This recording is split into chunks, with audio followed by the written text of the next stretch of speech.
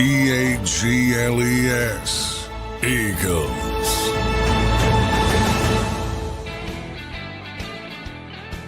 And welcome in, everybody, to a Football Friday edition of Birds 365 here on JAKIB Sports. I'm your host, Zander Krause. That's my co-host, John McMullen, coming off a wild start to Week 16 between the Seahawks and the Rams last night.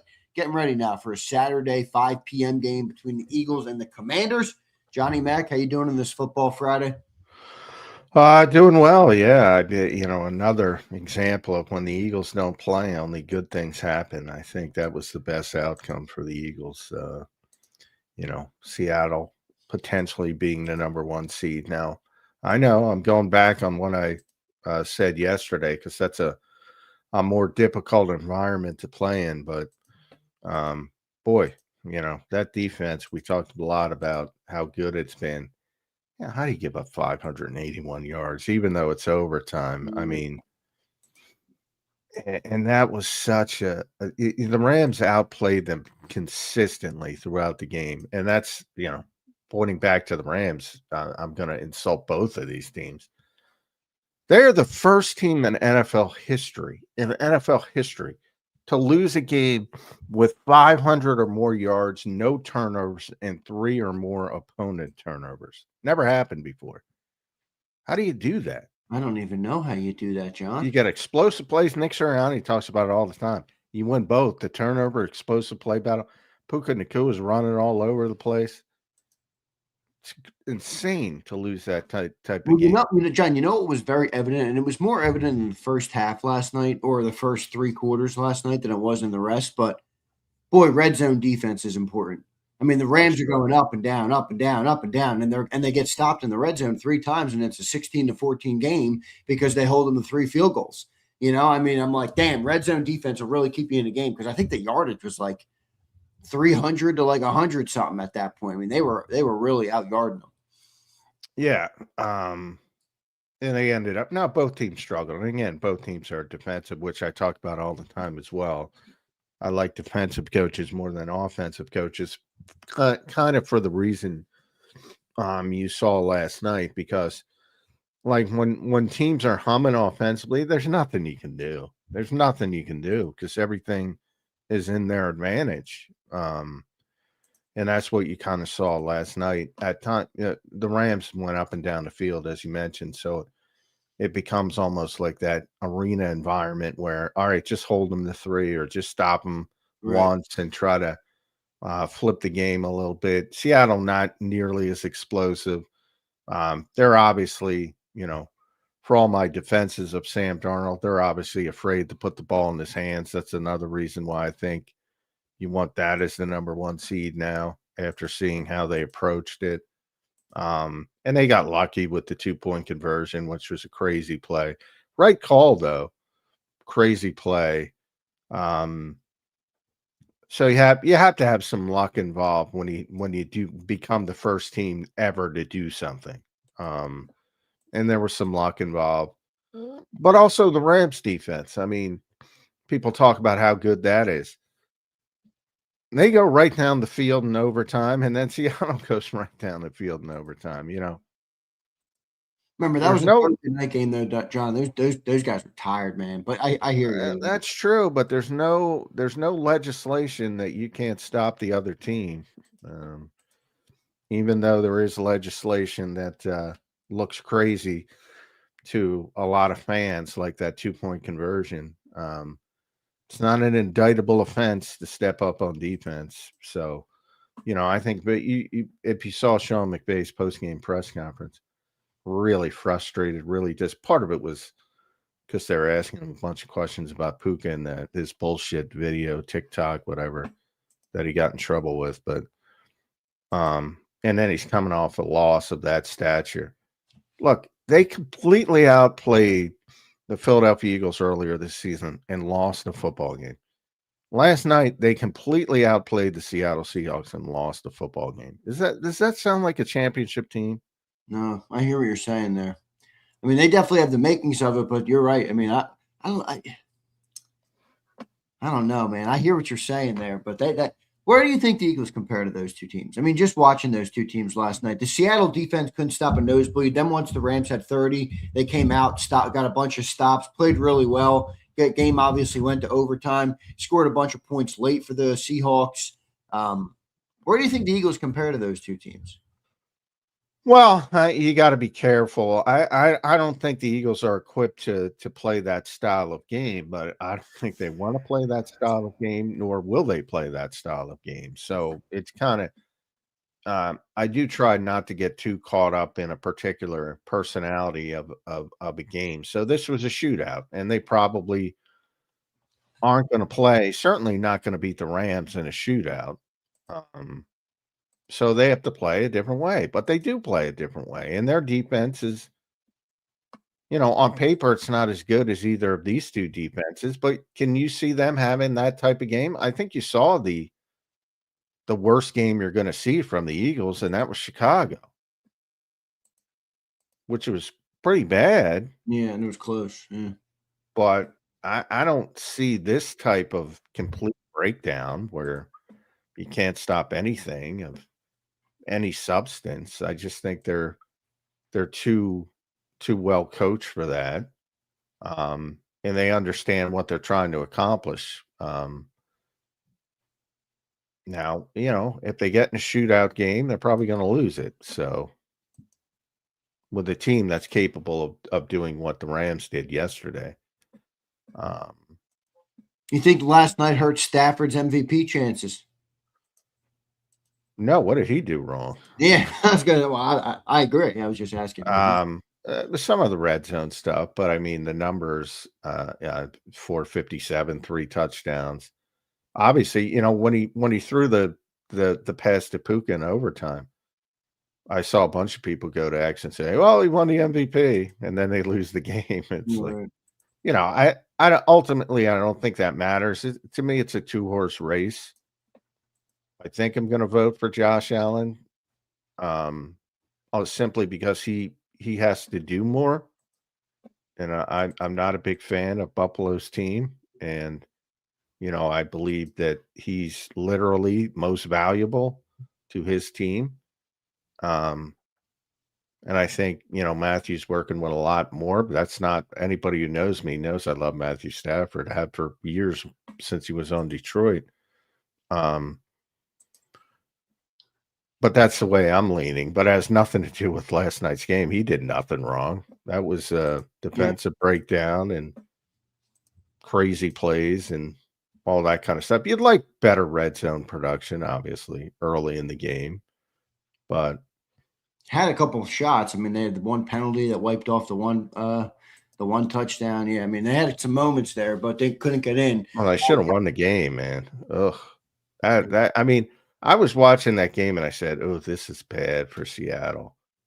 Really bad." I mean, they're getting torched. They're getting beat up, and they won the game. Very similar to the Eagles game, different style. But I came out of that Eagles-Rams game saying, "Well, yeah, you beat them, but." And I mentioned it afterwards. They kind of had that haughtiness to feel like, yeah, we screwed this one. We beat ourselves. But we're the better team. And I kind of agreed with them at that time. And I'm sure they're saying the same thing today. And they are the better team, but they didn't win. Yeah, it's interesting. No doubt about it. Interesting game last night. Pretty wild game. Now you look at the NFC playoff picture. Seattle is in the driver's seat, obviously, to get the number 1 seed. The Rams close up with 2 pretty easy opponents. I think they have the Falcons, and then they have, I'm not even sure who they play after the Falcons, but they have the Falcons next. I'll get the rest of the Rams. Schedule, and I'm going to look up who the Seahawks play as well. But you got Seahawks have a tougher road. I know that, so they might get back into it, but. I know the percentage. They were showing the percentages. If you want playoff percentages, they went way down. If the Rams won that game, they went near 90%, and they went way down by losing that game. Yeah, just that's a bad loss. There's no way. Who went way down? The Rams. to get the number 1 seed. Oh yeah, the 1 seed. I was going to say because they've already locked up obviously the playoff spot, but No, yeah. I'm So, talking yeah, number. but the funny thing about the I get it, you want to be home, but the Rams are going to have to play the Buccaneers or the Panthers in round. Yeah, but you never want to go on the road. You never want to go on, and that's not I even don't know. fair. They were on the road last night, throwing that ball over the freaking place. I mean, just in general, there's, that's one of the unfair things that generally too often, happened last year with Detroit and Minnesota. It's going to happen this year with Seattle and the Rams. And that 4th team has got a shitty record, whether the Bucks or Carolina get up over 500. And Rams or 49ers are double-digit win teams. But the Packers will be too, by the way. There's going to be 3 double-digit win wild card teams, and you're going to have a division champion, I put that in quotes, with 8 or 9 wins, probably. I'm keeping an eye on that North. I mean, what do you think's happening with the psyche of the Packers after losing Micah Parsons? I think it's devastating. I said That's what I mean. I don't even in my mind. I don't even consider the Packers anymore. I really don't. Well, that's how devastating. I'm not entirely against what you're saying there. I mean, I don't think they're as good as obviously they were with Micah, but now I'm wondering, do the Lions win out and potentially get in? I think the Packers would have to lose out or win 1-2. Yeah, the Lions are really up against it, but they are. Obviously, I think they're a scarier playoff team than the Packers would be. Offensively, they're scarier than everybody, but the defense is so bad. I'm not sure I'd quite agree with that, but it. Boy, I for all season it looked like, wow, the NFC has all the good teams. Now I look up today and I go, well, got to start looking up flights for San Francisco.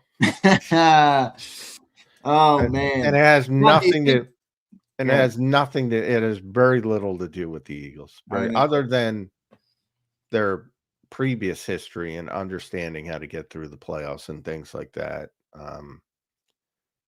The Eagles have one of the worst records of all the playoff teams right now. Not that means everything, but it does feel like they're playing in a second tier to the top teams. Now they could easily get there, but to me, it doesn't feel like they're there yet. John, do you think last night's game was enough to exercise the big moment demons for Sam Darnold? He kind of had those moments last night: 2 turnovers, 2 interceptions, bad interceptions. But he did come back and win the football game after being down 16 in the 4th quarter and iced the game in overtime with a big drive and a 2-point conversion. Do you think that's a confidence-shifting game for Sam Darnold? You talk about confidence all the time. Yeah, I mean, anytime you win, it's better than the alternative. But I was a little disappointed by the way they handled the game. Like, I don't think the way they played is going to give Sam any confidence. They took it out of his hands a lot. Yeah. So I can't. Yeah, I don't see that. But we've talked about the way the Eagles played, and sometimes it's smart not to throw it all over the place. But I don't know how you feel, other than you feel good because you won the game. I don't know how Seattle comes out of the game thinking, oh, we're better than them. I mean, if they have a modicum of honesty, it's astonishing they won the game. But the Rams are better. Like significantly better. You're right. They're going to have to learn how to close out these games. John, speaking of the Rams, real quick, last question here. How much does that change? We just talked about the Packers losing Micah and what that can do to your psyche. What does that type of game do to the Rams psyche? I mean, you're battling for first in the West, first in the NFC overall, with really a chance to close it out. And then, boom, here comes Seattle down 16. They come back and win the football game. Now you got a whole different looking playoff picture. You got old man Stafford, who probably was dreaming of sitting on his couch for a month in the playoffs. Now he's got to go on the road. He's got to fly to Tampa, across the country, or Carolina, wherever he's going to. Well, yeah, I mean, they do play Atlanta and Arizona, so they should win both games to finish the season. Now they have to play them both, obviously, so that's difficult. Where you'd prefer to have the weekend, like the Eagles are going to take a break on week 18, most likely. Alternative, and then the Seahawks have a tougher road at Carolina, who obviously has to play, trying to win that shitty NFC South. Not that it's a good team, but it's on the road against an average team. And then they finish at San Francisco, another division game, both on the road, both against decent teams. So there's a chance the Rams could vault back ahead. And I think if they do, I think then this is sort of just a blip on the radar.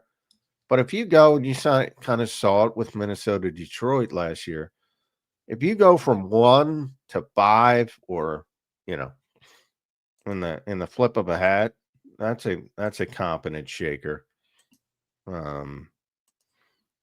So yeah, I think that's a pretty bad loss from the Rams if Seattle can finish the job, which is still a big if, because I was not Would Seattle impressed. have to lose both though? They would, right? Yeah, I mean they have 12. Well, do they have the tiebreak over the Rams? They're 1-1 together. Well, they're 12-3. The Rams are 11-4. So let's just say the Seahawks close up 1-1. They lose to the 49ers and they beat the Panthers, and the Rams win out. They would both be 13-4, right? Or 13-4. Yeah, I'm looking up playoff percentages. I don't know which the tiebreaker is from which. If you beat Carolina, is it better to beat Carolina? Is it better to beat San Francisco? Yeah, right. In that type of situation. But I'll do that as we're doing the show. But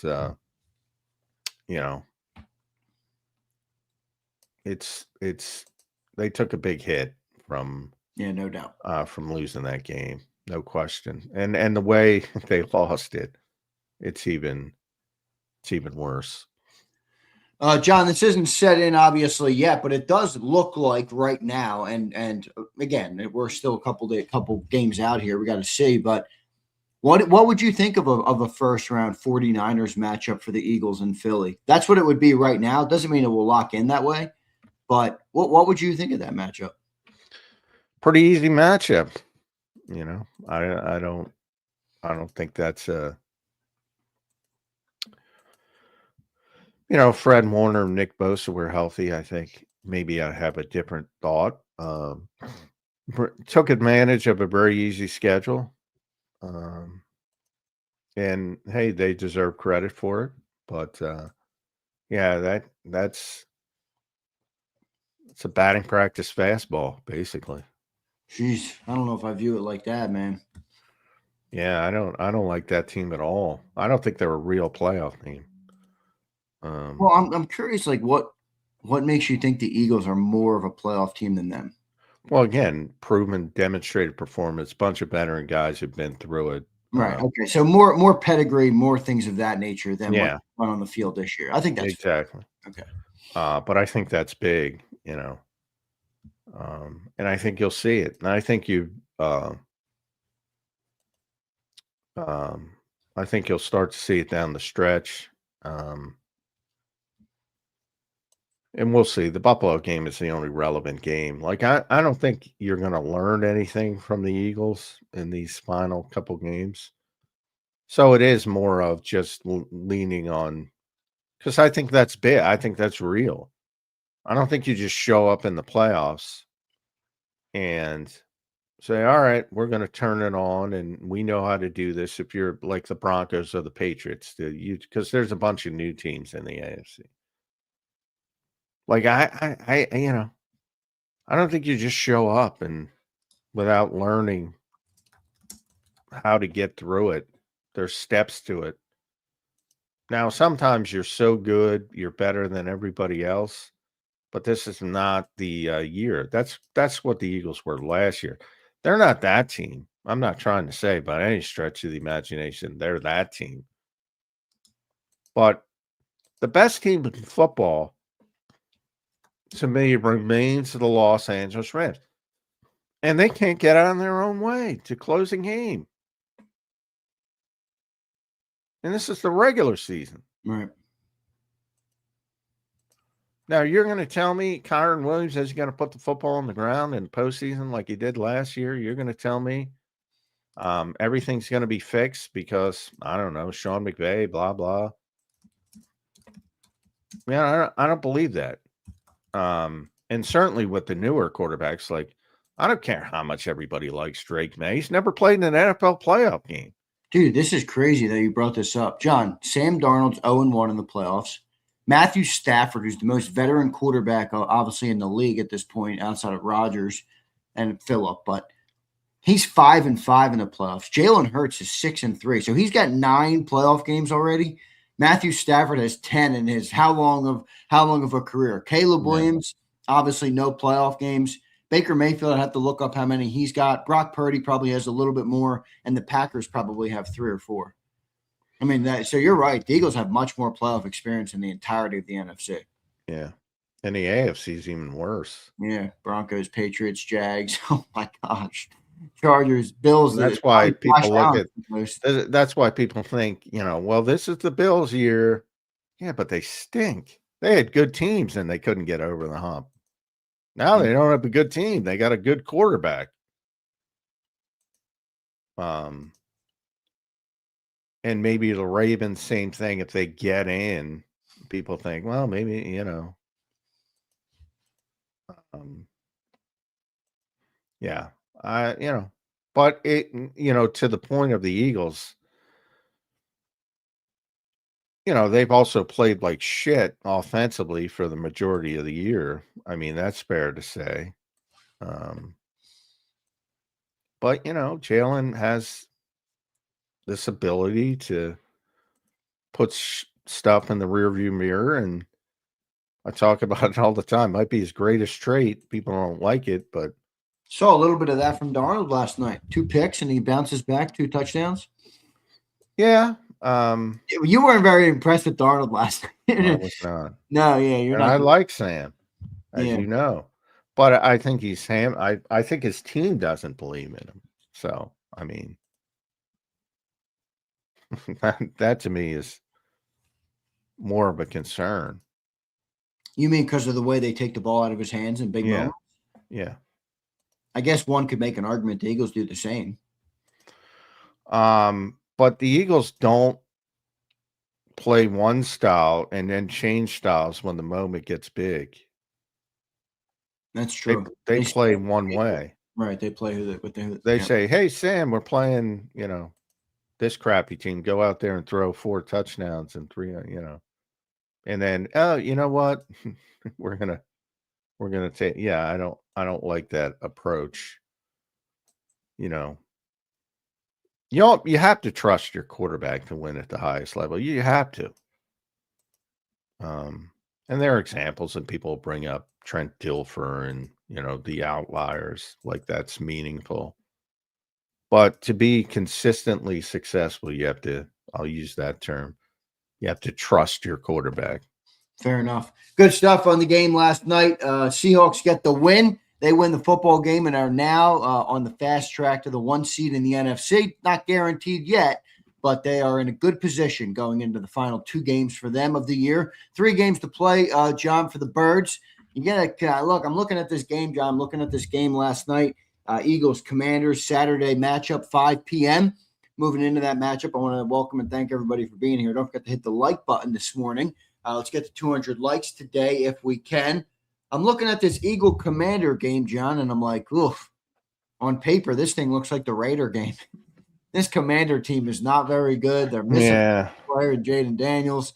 Marcus Mariota's been okay here. They can run the football. That's about the one thing they have going for them, but not very good defensively, not very good throwing the ball. What are your early thoughts here on this Eagle Commander matchup? Not much. I think you hit the nail on the head. By the way, before I move on, 90% with a win, the Rams would have number one seed percentage, however you want to call it, drops to 20% with that loss. Oof. So that's how bad that loss was for the Rams. Yeah, Eagles Commanders, another speed bump in the road against a team that, you know, you look at their past couple games. They beat the Giants. They got shut out by Minnesota. You know, I always say with these teams that are out of it, you know, watch the first 10 minutes and you'll figure out where it's going to go. If they're down 2 scores, they're going to give up. If they're in it, they'll continue to play, and maybe they make it a game. Maybe they can play spoiler. This team's so bad defensively. I think you're going to – I'm not going to say you're going to have a similar game to the Raiders game because they only gave up 75 yards. I think I am going over on that. Although I wouldn't I might not go over 200 or anything of that nature. Just a bad football team. And things and that tells you how quickly things move in the NFL. I talk about it all the time. This was the team. There's a reason they're on schedule twice in the next 3 weeks. Yeah, right. The NFL was betting on them and betting on Jaden Daniels, and you know, whatever he's played, 7 games, you know, injuries, that things can go wrong in the NFL. And that's why the Eagles' impressive streak of 5 consecutive postseason berths and all the Super Bowls and all the playoff wins is pretty impressive in a league where everybody else goes up. 1 year they're up, 1 year they're down, yada, yada, yada. And there's other consistent teams. They're not the only one. Kansas City for a very long time. Now the cycle has started for them. And it will happen for the Eagles as well. So enjoy it while you're in it. No doubt. John, it feels like you got the Commanders twice here in these final 3 games, as you mentioned. Feels like a good opportunity to try and get your run game going, John, before the playoffs. I mean, they're not a very good run defense. I think they're bottom 5 in just about everything in the run defense department. You know who's also bottom 5 in just about everything? Right. Saquon Barkley. Saquon. No, is he that low? Bottom 5 in negative runs. Second in negative runs. Man, it's amazing, by the way, watching that game last night. It's amazing how much running the ball and on getting 5 yards on first down can do for your offense. The Eagles really got to get back to that, man. The Rams are pounding that ball in the first half. Well, I know because people have gotten into this, you know, Kevin Patullo's an idiot phase where, you know, no matter what he says, they don't like it.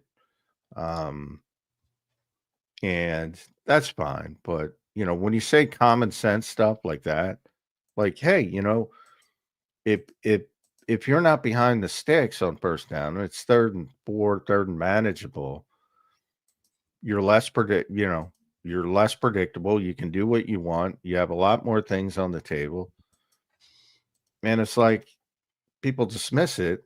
And then when it happens, it's like, well, somebody else is involved. Yeah, that's right. My pet peeve of the day. But yeah, I mean, it's common sense. If you're 3rd and manageable, you're better than if you're 3rd and long. But too often, the Eagles have been in 3rd and long this season. A lot of different reasons. Penalties, which they cleaned up against the Raiders. Hopefully that continues. But, you know, the execution stuff, the negative plays, that's the most disturbing part. And, yeah, it's crazy. Number 1 is Ashton Genty. I apologize. I'm wrong. I'm looking it up right now. All right. Number 3 is Breece Hall of the crappy Jets, 29. Number 2 is Ashton Genty, rookie with the Raiders. Awful offensive line. You just saw them, 34. Number 1 is Saquon Barkley, 38 negative rushes. Wow. 38 negative rushes.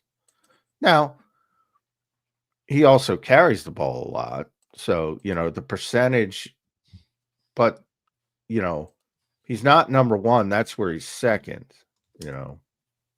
but it's been bad. And we got a 14-game sample size. So I don't know if the running game is waking up this year. But what you need is 20 carries for 80 yards, And Saquon was talking about, that's why everybody was on. Saquon was talking about this yesterday, And he even admitted one of the knocks for him coming out of college was that some people said he was too home run oriented. He was always looking for the big play. He was not taking the 2-yard gains, the 4-yard gains. If it's blocked for 4 yards, get 4 yards. And I think some of that is true. He's aware of it, but he kind of disputes it, but I think it's true. If it's going to be negative, if it's -1 or -2, and you can get back to the line of scrimmage even, that's positive. Way too many negative runs. And is that going to change? Yeah, it's unlikely. I agree. Well, where do they go then from there? I mean, you think they just win in different ways? You think, what does their identity offensively become if you're just going to move on from the thought of the run game holding it down again? Because they've been a run dominant team for really a long time now. Yeah, well, they can't change their identity. And that's why they're under center more. It's not about the passing game; it's about the running game. And they're trying to eliminate these negative plays. And can they do a good enough job? It's basically, not can they be what they were last year? Can they do a good enough job to get to where they were last year? And that, I think, is a possible goal. 20 carries for 80 yards, 25 carries for 100 yards. That, I think, is a possible goal. The 200-yard games, probably not coming.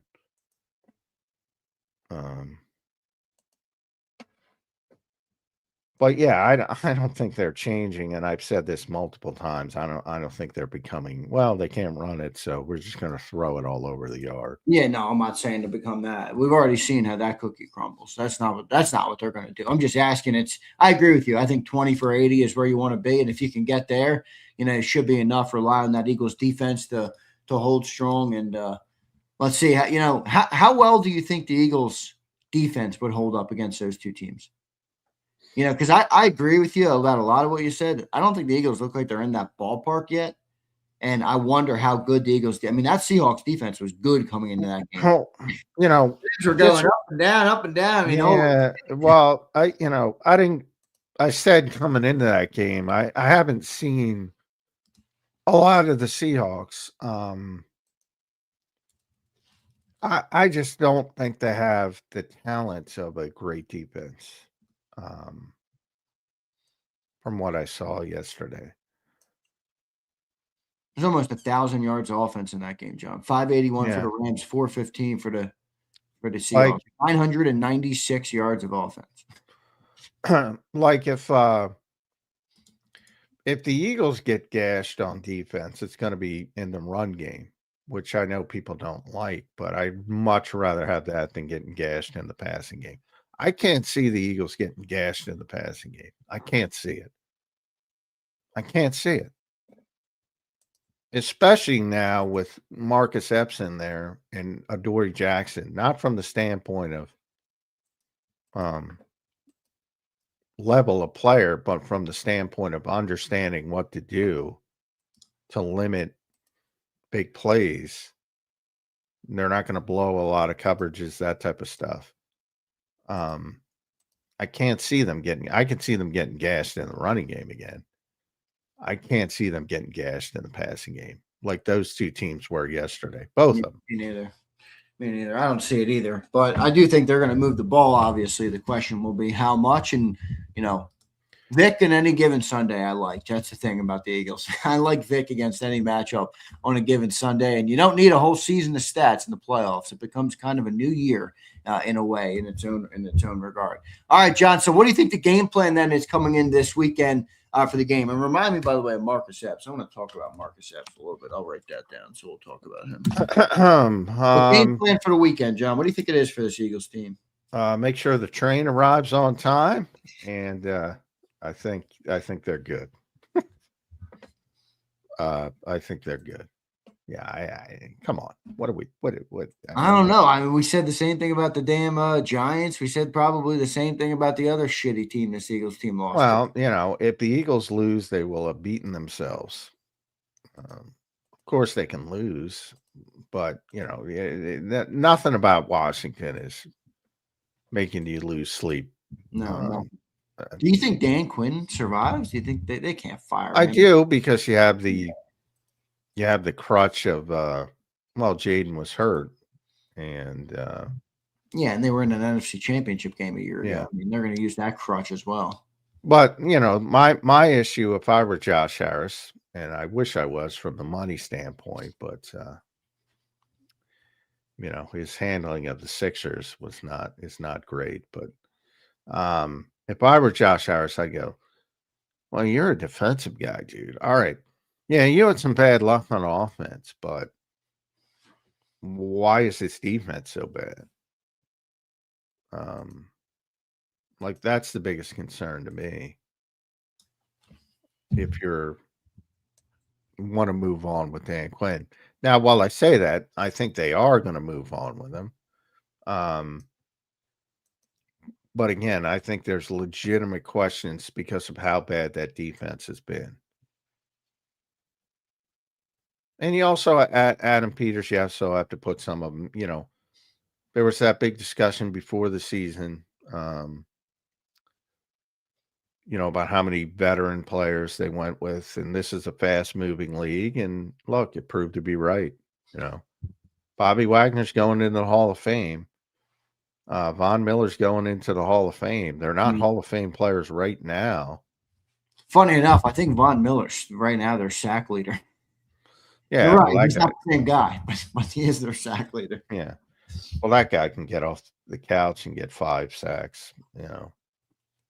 Very similar to Phillip Rivers. Coming off as a quarterback. But they're not the same players they were.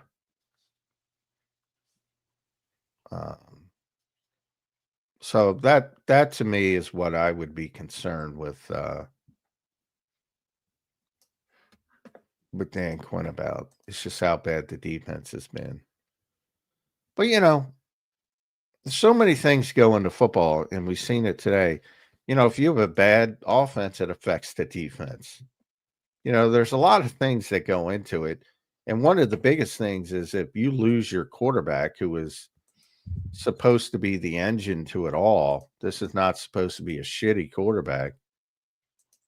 That's going to have a mental effect on the team. You were talking earlier about what kind of effect does losing Micah Parsons have? Well, it's huge. What kind of effect does it have losing a top-tier quarterback? It's beyond huge. So, Washington's also a team that if they make a bunch of good decisions in the offseason, they could be right back at the top. They're an old squad, though, man. They're an old squad. Let's see what they do. John, second straight game for the Birds are facing a backup quarterback. All right, so you get the gift of Kenny Pickett. Now you get Marcus Mariota. He's 2-5 in his 7 starts this year. His only 2 wins have come over the Giants and the Raiders. All right, so who'd be picking 1 and 2 right now in the draft? So Marcus Mariota, while he's obviously not a terrible player, he's got a lot of NFL experience. He's completing about 62% of his passes this year, 1,600 yards, 10 touchdowns, 7 picks. He's 21st in EPA per play. Thanks to Jimmy Kempski for that intel on Marcus Mariota. That's a gift. 2 straight backup quarterbacks for this Eagles team, John, and you're going to have another one in week 18. And no Zach Ertz. Good point by Morty in the chat. Well, yeah. I mean, again, Zach Ertz is not going to beat the Eagles. I wish him No, well. but he was a safety blanket for Mariota. And didn't Zach Ertz have like 100+ yards versus us last year? Yeah, probably. But I mean, again, not the same player.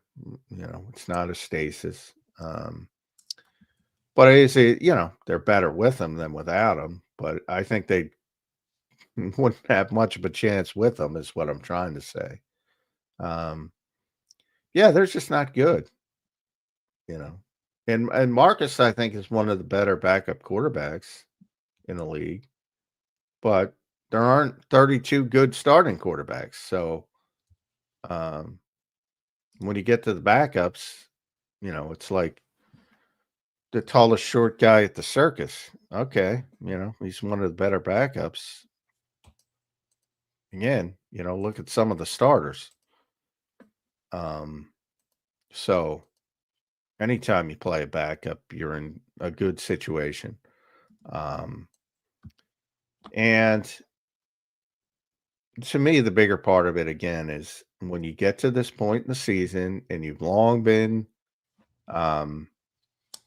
eliminated from playoff contention, there's a propensity to give up. And if the Eagles play well early, the Commanders will give up, and it will be a very easy game. Similar to last week. And I don't know how much you're going to learn from that. Yeah, I don't think much. Yeah. I'm not going to.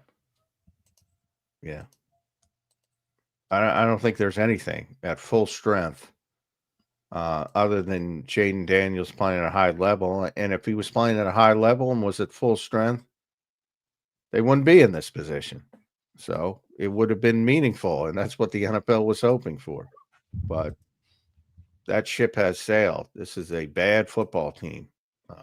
And it's all about making the right decisions to get it back going in the positive direction next year. No doubt. Good stuff there. Appreciate everybody for being here today.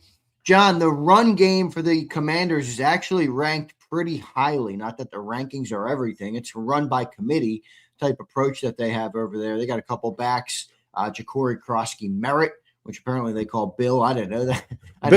Yeah, because nobody wants to call it. Yeah, I didn't know that. They got Chris Rodriguez, who's got 81 carries. They got Jeremy McNichols, and then they got the quarterback approach. Obviously, Jaden and Marcus Mariota have combined for 107 rushing attempts. That's probably the only thing, John, that they're decent at right now is running the football. They're not a bad running team at all. They average well over 4 yards a carry, 4.5 for Ja'Cory. 5.5 for the quarterbacks, 4.6 for Chris Rodriguez. So they can run the ball, John. That's probably the number one thing they have going coming into this game for the Commanders offense. Yeah, and a lot of that is quarterback centric because both quarterbacks are +1. That's the way it works in the modern NFL. So they are 4th in the league in rushing offense. Daniels, Mariota, a big part of that. And Merritt's had a good rookie season. They also have the 4th most rushes of 10 or more yards.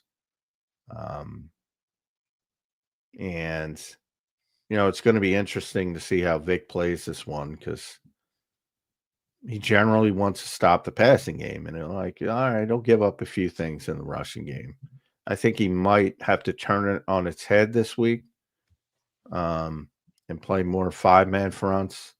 We'll see if he does that. Try to stop the running game because, and the only way you're going to make him come out of that is Terry McLaurin down the field.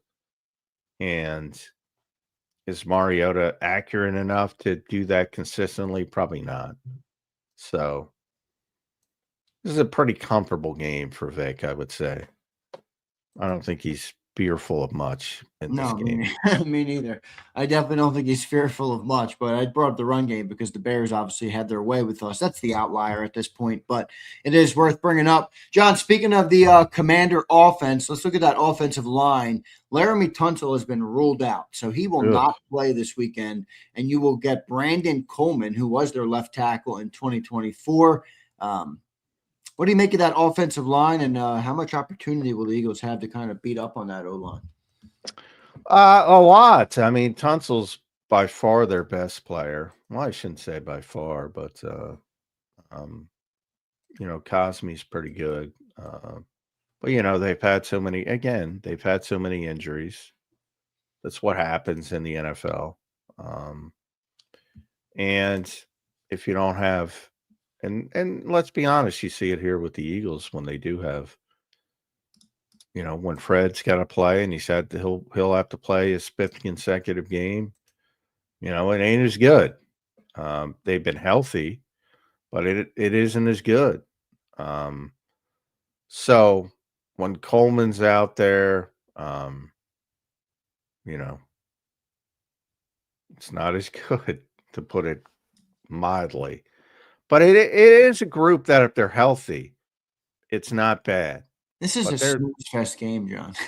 It is a snooze fest. It's a fucking snooze fest. Let's call a spade here. This is a snoozer. Well, it is. Yeah, it really is. Not. I mean, you can try to play. Well, if Washington does, no, if the train's on time, you're going to win the game. And I think it's going to be on time. But long term, their offensive line is not bad.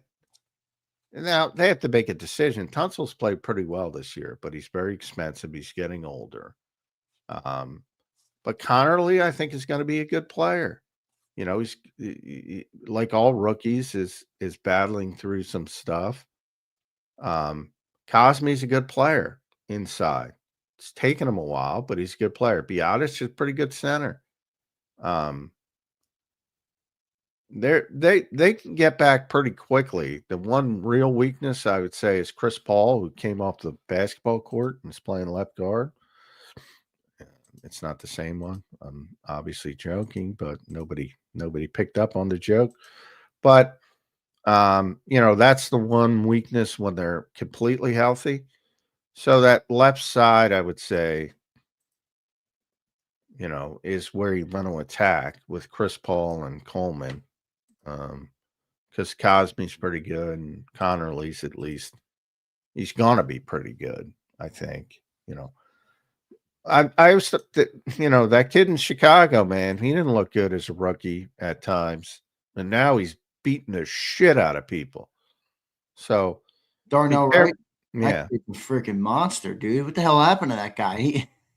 Guy turned into a beast. Yeah. So be careful. I saw a bunch of people taking shots at Josh Connerly. I'm like, yeah, give him a little time. He's going to be just he hasn't played all that great though. I mean, I think that's fair with Connerly. Well, yeah, look at Darnell Wright, his rookie season. That's what I'm trying to say. Yeah, right. Look at him now. Well, Darnell Wright's what, in year 2 or is he in year 3 already? He's Jalen Carter, so he's year 3. But wow, year 3. Oh, that's right. They took him right after.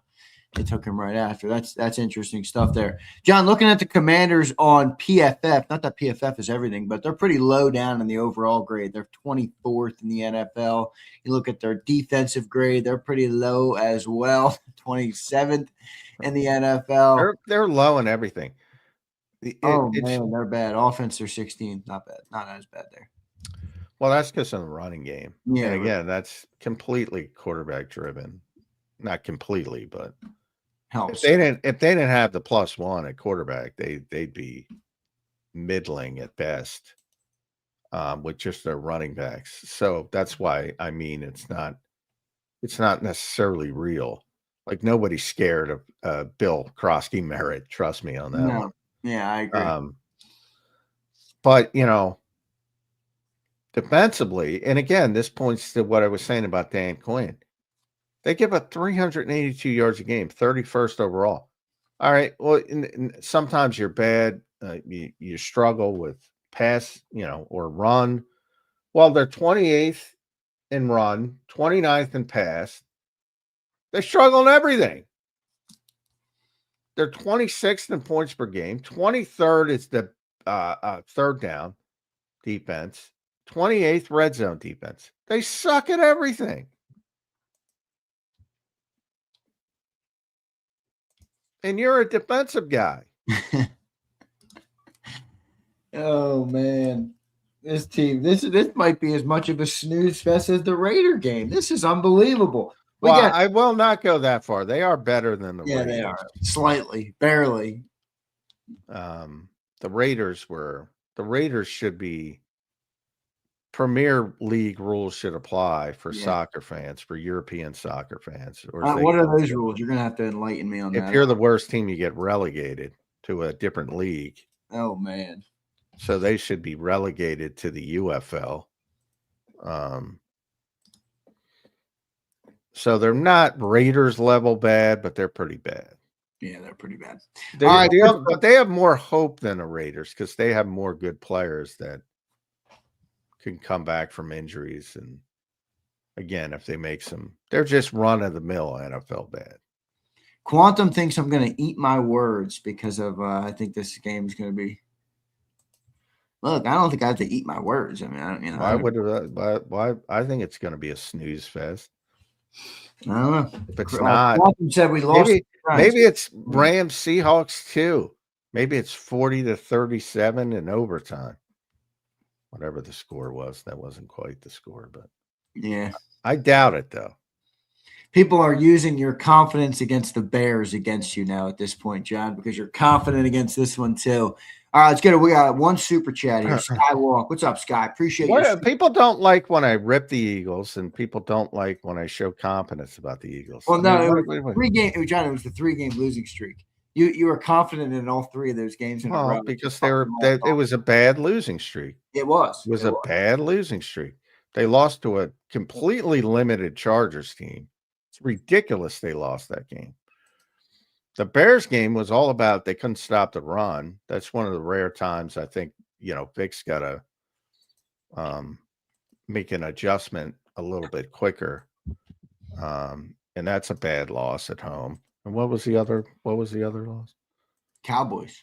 I picked them to lose the Cowboys game. Didn't I? No. Pretty sure. Yeah. Did you? I knew they were going to score a lot of points at the bare minimum. The Cowboys thing did not surprise me at all. The other two surprised me. Skywalk, what's up, Sky? Appreciate your super, bro. He says, "I'm with you, John. I want the Seahawks. They were batting Darnold's balls. Our guys will be playing volleyball all game." They also got a big running touchdown. Yeah, that big Kenneth Walker 55-yarder. Yeah, boy, if I got those batted balls, man, the Eagles have gotten really good at that. And Sam throws them right by their heads. If I'm the Rams, I'm sick to my stomach this morning. Yeah. That is a brutal loss. Yeah, you could tell in McVay's post-game presser how pissed he was. Oh my God. Yeah, but he was complaining about the 2-point conversion. Look, they didn't. The problem with the 2-point conversion is they didn't recognize it. They made the right call. Oh, it's definitely the right call. My only problem with it was it seemed like the play was blown dead. Well, again, the over legislation, that doesn't matter if there's a clear again, that's what everybody complains about, and that's the complaint, the over legislation of the game. So the way they do it, it's fine, but that's not why you lost the game. You lost the game because you can't finish a game. Again, they got the ball and they went right down the field and scored in overtime. All they got to do is hold them to a damn. Obviously, they're not taking a field goal. All they have to do is hold them, and they win the game. And they couldn't do it. Well, remember, and they give up the 2 points. And by the way, at the biggest point of the game, they didn't get home with their vaunted pass rush because that play was dead. And that was probably at least the 3rd progression for Sam, maybe 4th. And the guy they never throw the ball to just came open. Yeah. And he had plenty of time Where was Jared Verse on that play? Where was Byron Young on that play? Where was Kobe Turner on that play? Biggest play of the game.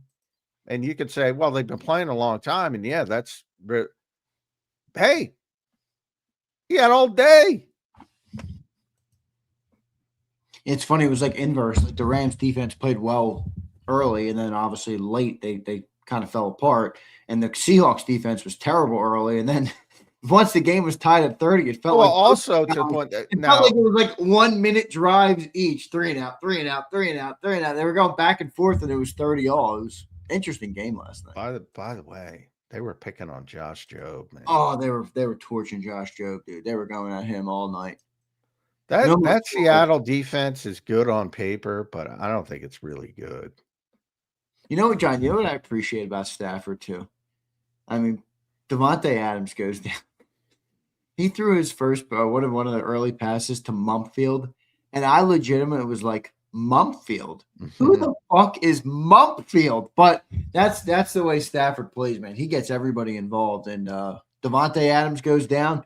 It's next man up. They could have used Devontae. Well, I brought that up. You know, that's one of the things where, you know, if you're a quarterback and you want to be a high volume passer, you gotta throw it to guys that, you know, not everybody's going to be healthy.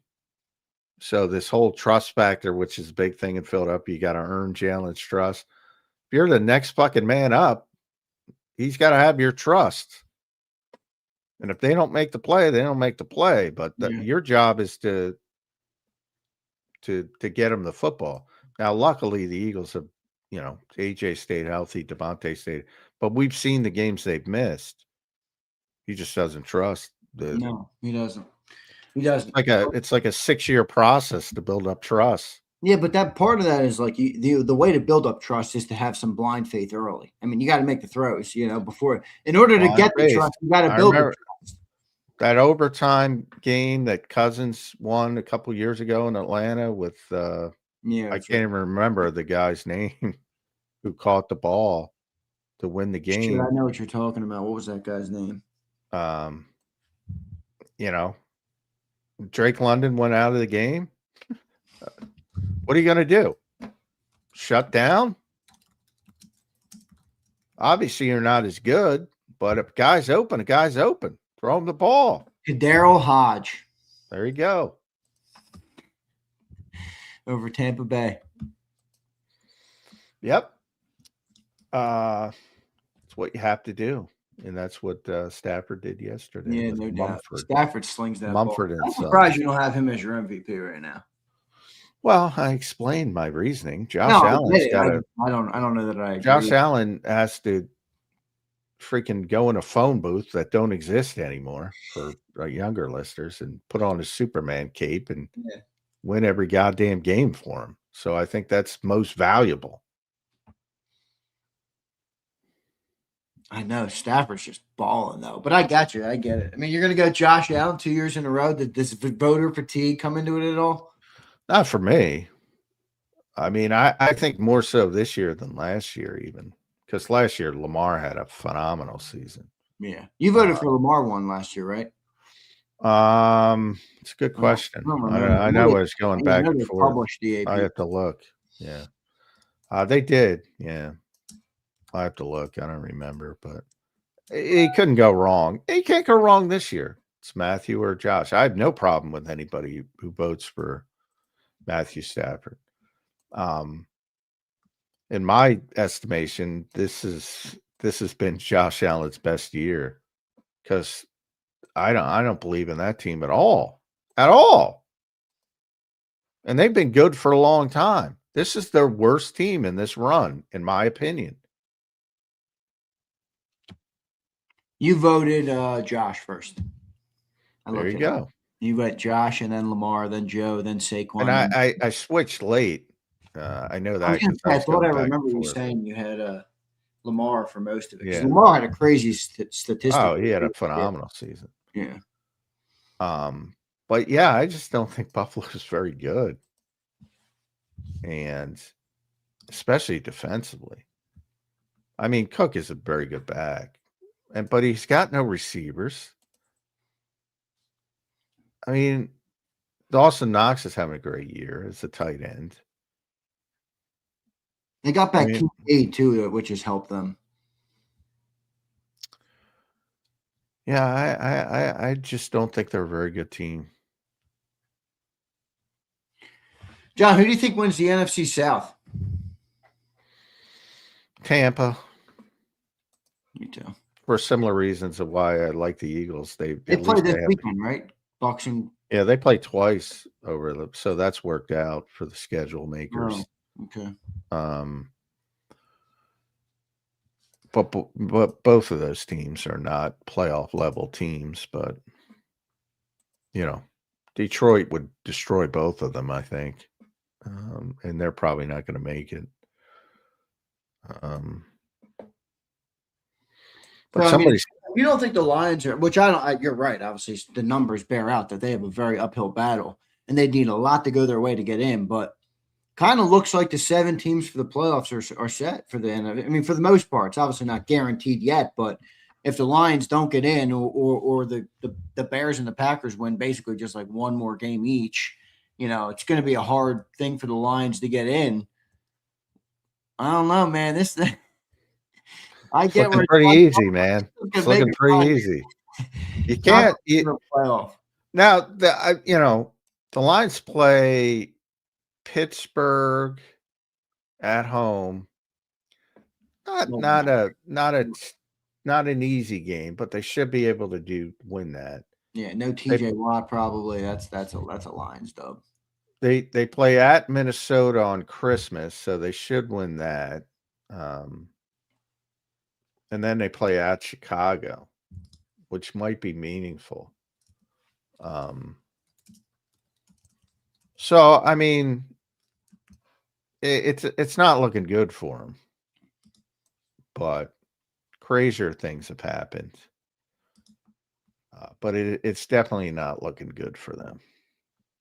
So week 16 to week, I don't know, what do you call it, week 20 or 21, whatever it is with the Super Bowl. Who are the biggest pretenders then of those 7 NFC teams? Packers, you said you don't even think about it. Can I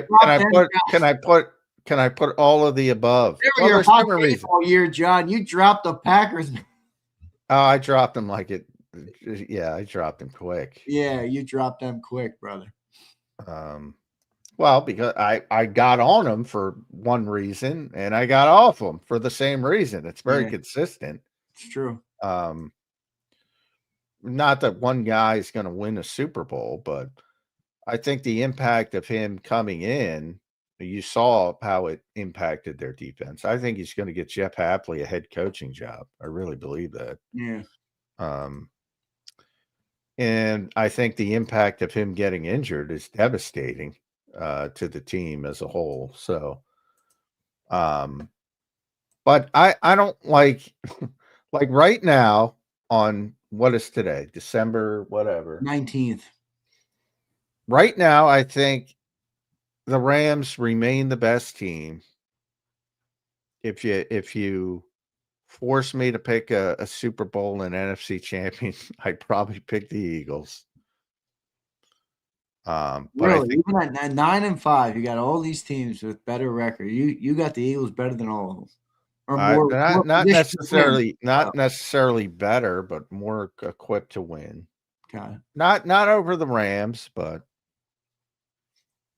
because of their history with the Rams, and I think they're a little bit in their heads. I probably pick him if push came to shove.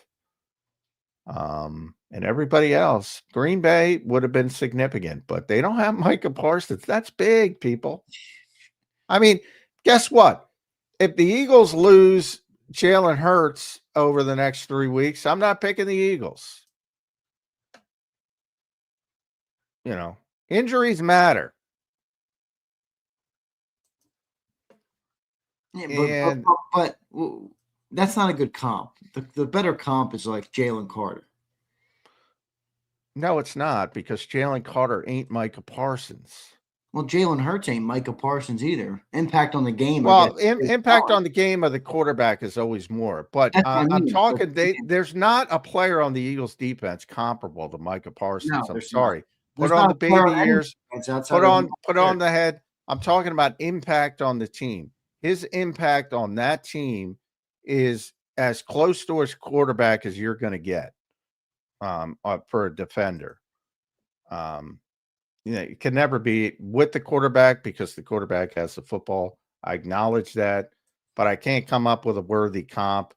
If you do lose Lane Johnson for the rest of the season, it's going to be my part of my presumption is Lane's going to be back. Well, who knows? Maybe he isn't back. I think he will Part be. of my presumption is that Jalen Carter is going to be back. Maybe he isn't back. Maybe AJ goes down. Maybe DeMonte goes. Maybe Saquon goes down, and all these people get to see Tank Bigsby. I ain't picking the Eagles. Injuries are having a big impact in the attrition on this league, so that's a big injury for them. What about Q? People are saying if Q went down, we would be cooked. Well, they couldn't replace him. Yeah, that would make it spooky on the back end. I mean, Cooper, there's a bunch of players, but corners are on an island, so you can play a lot of zone. They generally don't have the same impact, but he's the one guy I'm voting all pro for. I'll tell you that. Yeah, there's a bunch of players on the Eagles, but none of them are up the level of. I'm sorry, baby ears. I'm going to start saying baby ears so people can put their earmuffs on. The Eagles do not have a defensive player like Micah Parsons. Oh yeah, that shouldn't need baby ears. We should reserve the baby ears for things. Well, it shouldn't, but come on. It shouldn't, but it does. Well, the Eagles' offense is not very good either. Remember that. I mean, they don't. The whole sample size of the year, John. They're just not that good of an offense. So well, if the defense does play good, can the offense make up for it or do their job in these playoffs? Yeah, they're not going to make up for anything. They just need to do their jobs. But even to Saquon's extent, who's having a poor season, especially when you compare it to last season. But I'm not even comparing it to last season. I'm saying he's having a poor season compared to what he usually did with the Giants when he was healthy. He's having a poor season. And even with that knowledge, if he gets hurt and you have to play Tank Bigsby, I'm not picking the Eagles.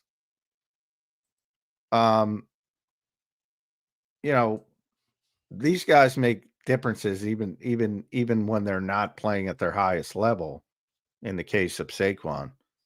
And that's been one of the key aspects that people don't like to talk about that have gotten the Eagles as far as they've gotten is the fact that they're usually healthier than the team they're playing.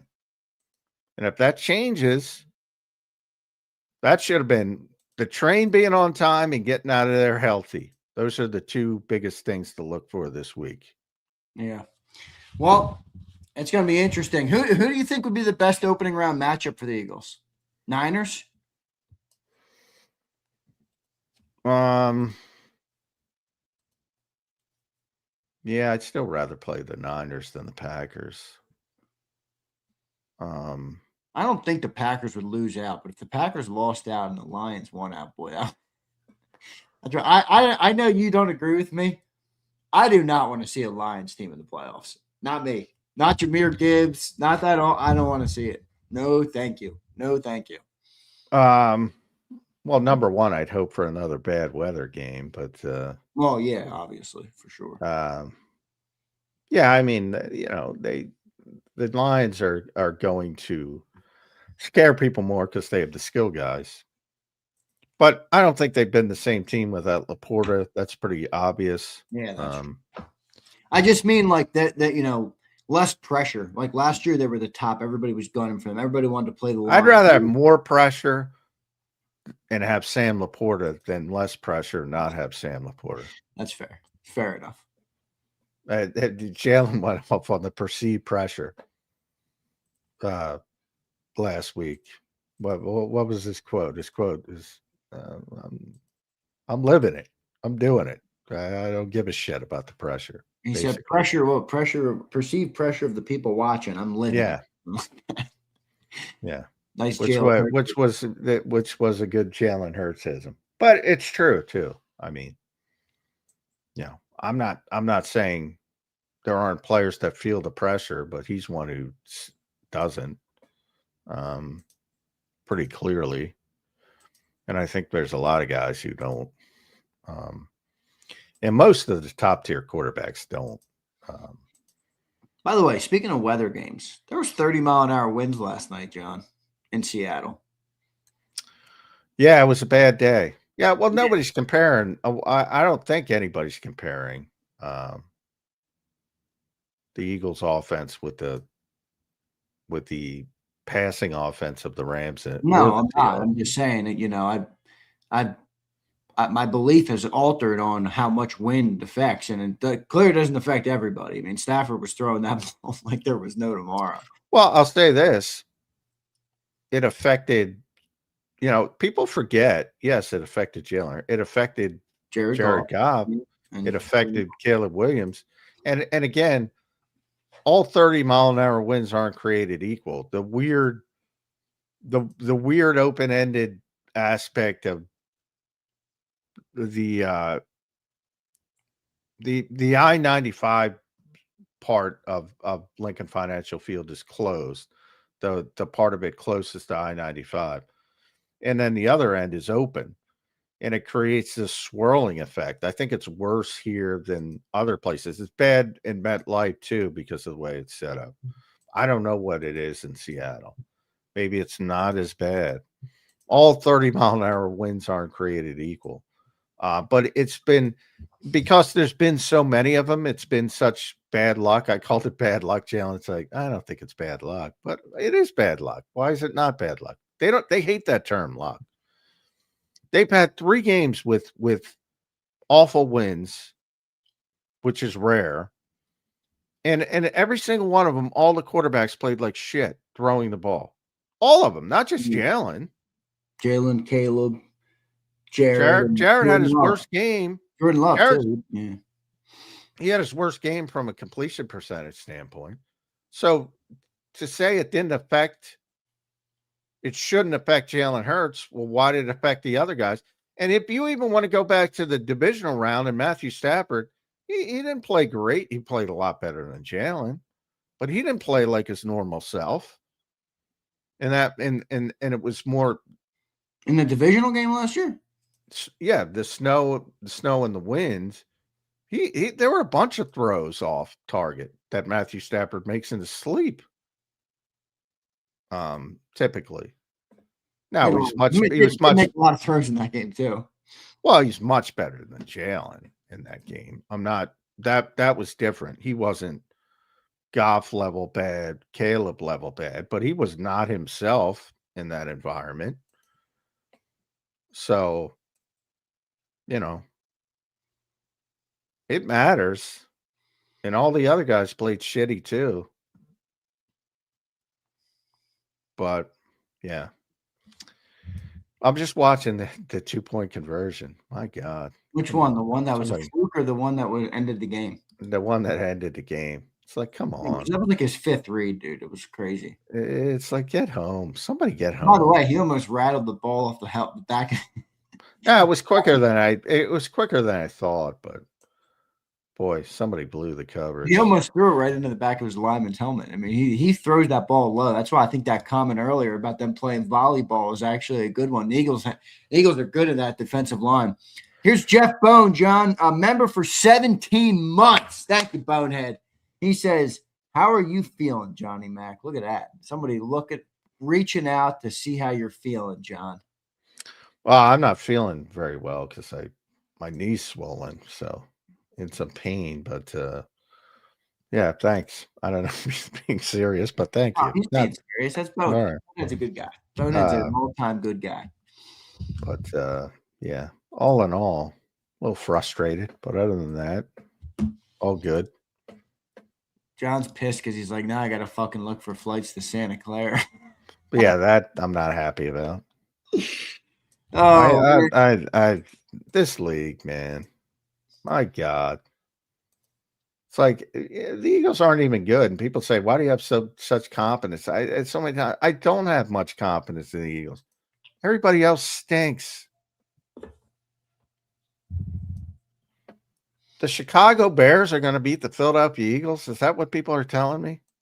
Chicago Bears beat the brakes off the Philadelphia Eagles a couple weeks ago. All right, you think they're going to do it again? No, I don't, but I'm just saying, that's what people will say. Oof, boy. There's one team that can beat the Eagles, and that's the Los Angeles Rams. That's pretty good, man. Let's see what happens. All right, good stuff. All right, guys, next segment here. Let's talk about a guy who maybe hasn't been getting the love he deserves. Has Marcus Epps solidified the safety position for the remainder of the year, Johnny Mac? Well, he solidified the position for the remainder of the year. Is he a big part of it? Is it a positive that he's out there? No.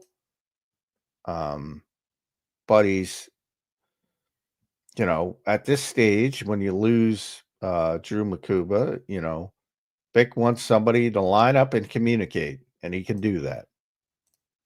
But my biggest concern about the Eagles defense from a personnel perspective is the lack of speed on the back end and the safeties.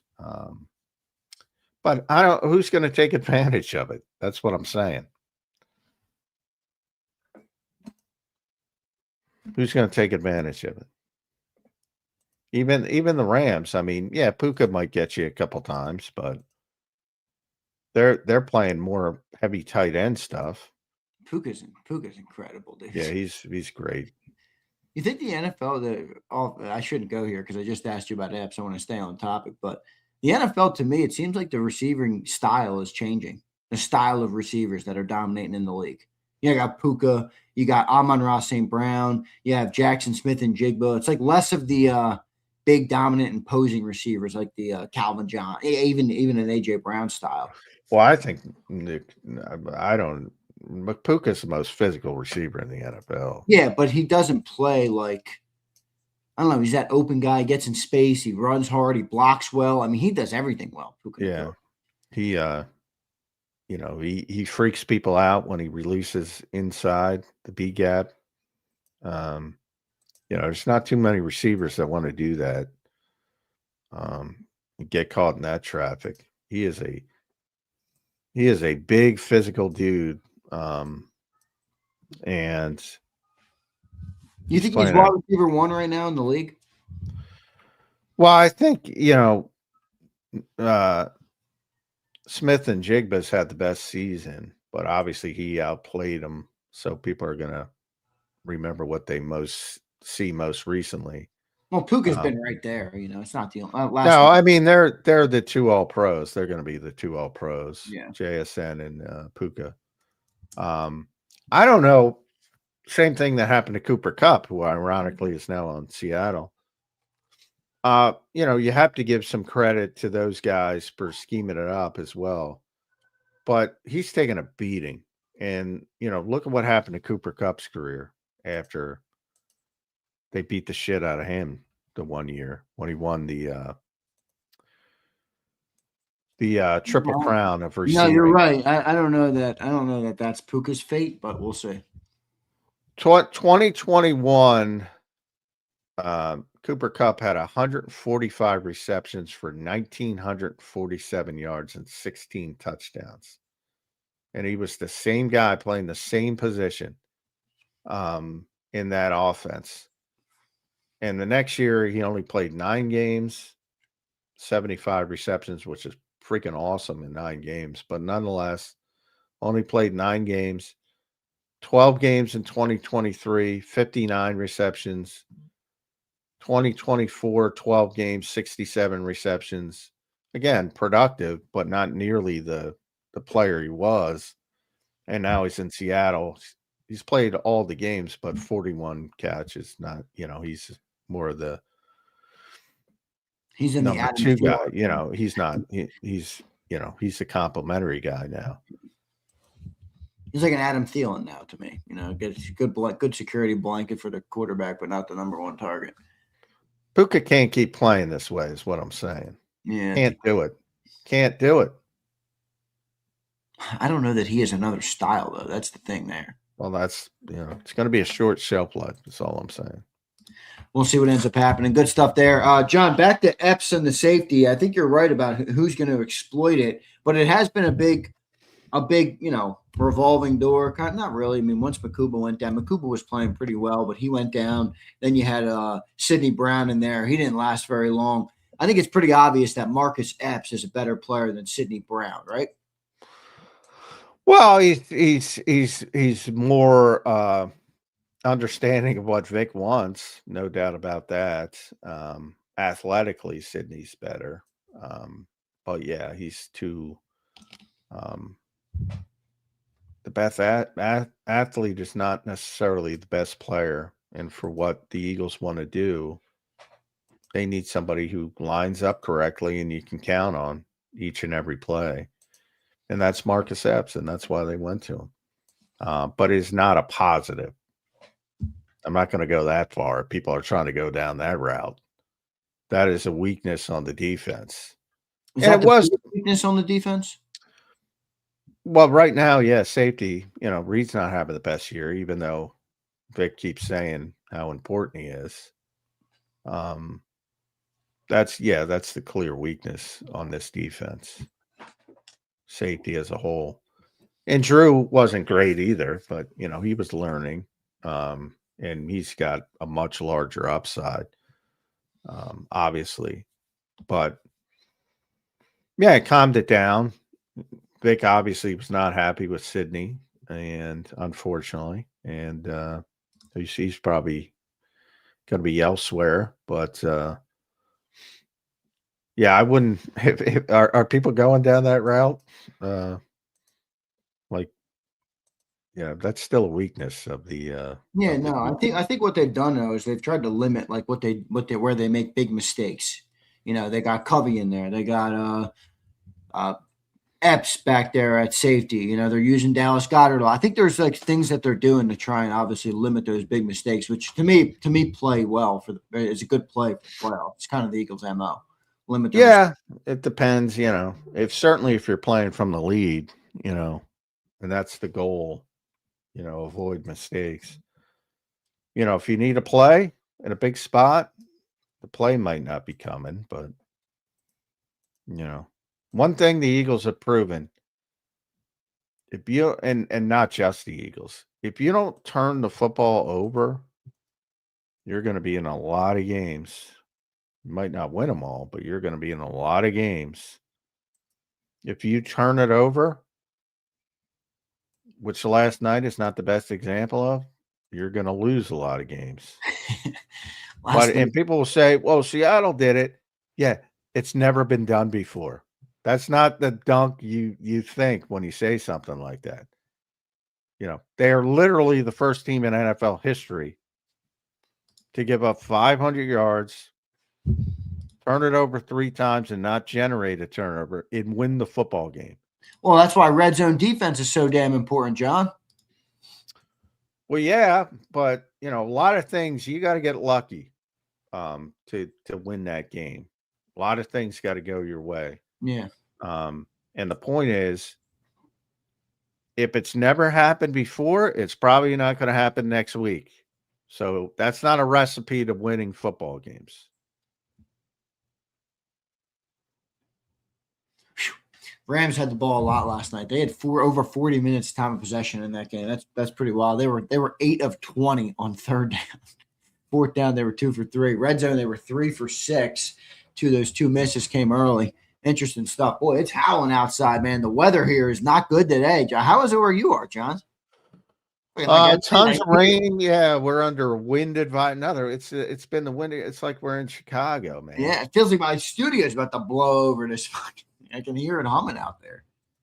Yeah. But luckily the Eagles aren't playing today. No. All right, John, what's your prediction for the game this weekend? Eagles, Commanders, Week 16, the first of the 2 matchups between the NFC East opponents. The Eagles are 9-5, and the Commanders are 4-10. Not very good for the Washington Commanders. What's your prediction for the game this weekend? Tomorrow, I should say. Oh yeah. Oof. Yeah, I think it's going to be a pretty easy Eagles win. I do think they're going to come out humming. I think they gain some confidence. Washington's not going to stop them early, give it up, say, let's think about what we're going to do in the offseason.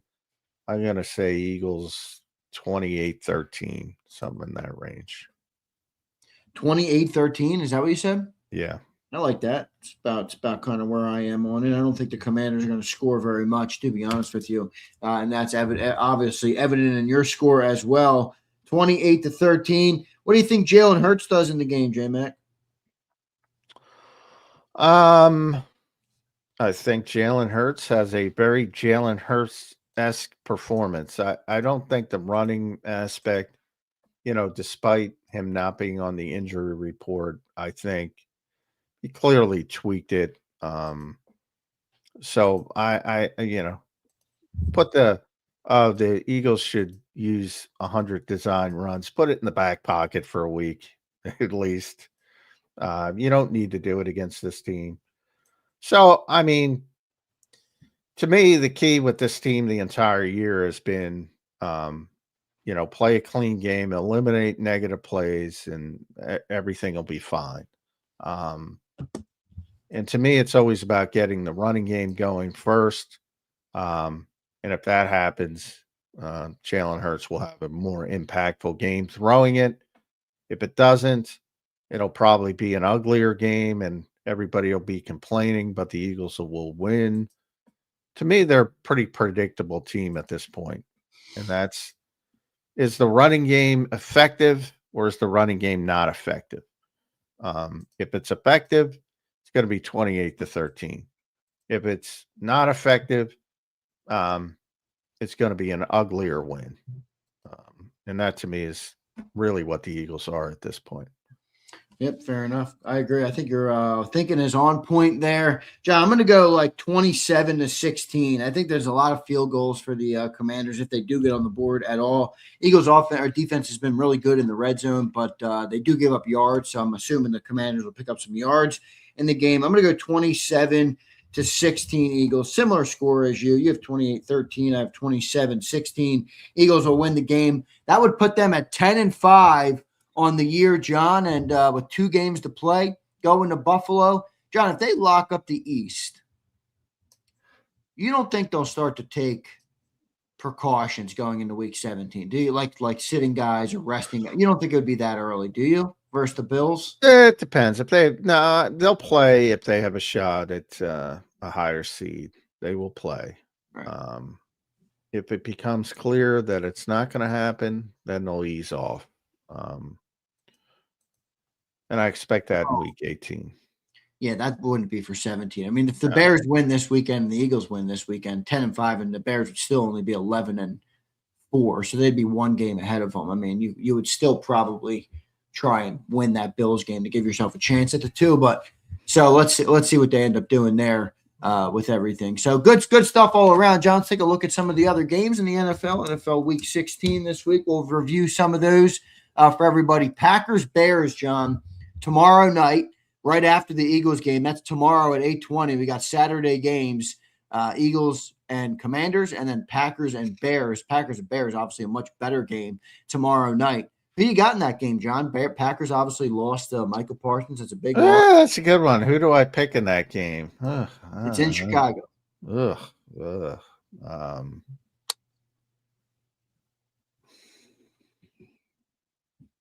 Boy, that's a Soapy's choice for me. I don't believe in either team. It's tough. It's tough when you don't believe in anybody. I guess I'll do what I'm doing with the Eagles. I'll lean on more experience, and I'll say the Packers upset them. Packers did win the game versus them, the first game versus them last week.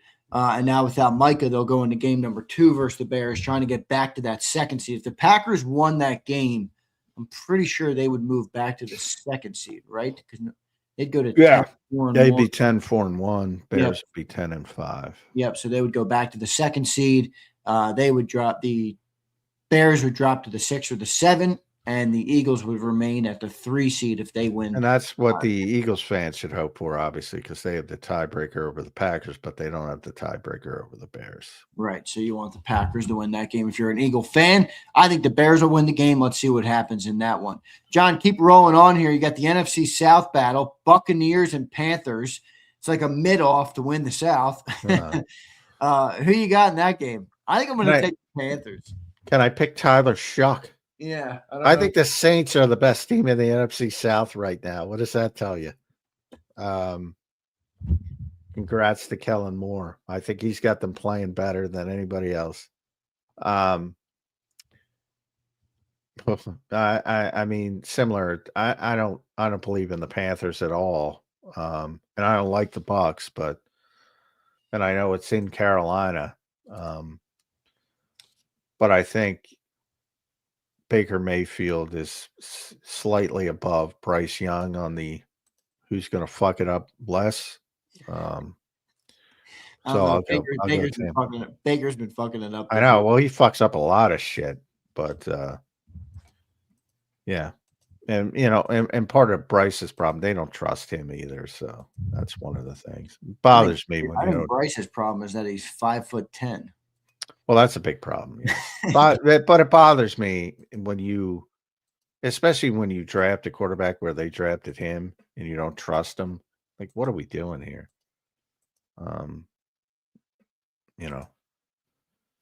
So don't extend him, number one. But when you do extend him, at least trust him. And if you lose, you lose. But you got to trust your guys. I don't like these micromanagement situations. Well, don't like it. Don't the Eagles kind of micromanage Jalen the same way? Well, they play a certain style, but they don't micromanage him in that style. I think he probably has too much autonomy, as you saw evidenced in the Chargers game. So everything depends on definitions, I always say. John, if you were a coach, you're running a dictatorship. You are not allowing anybody to freelance.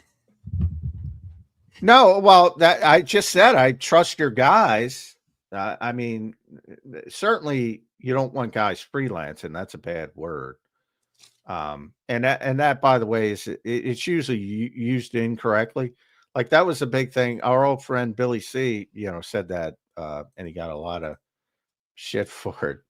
What was the term he used? Rogue. Jalen went rogue, and making the wrong decision on a multiple option play is not going rogue.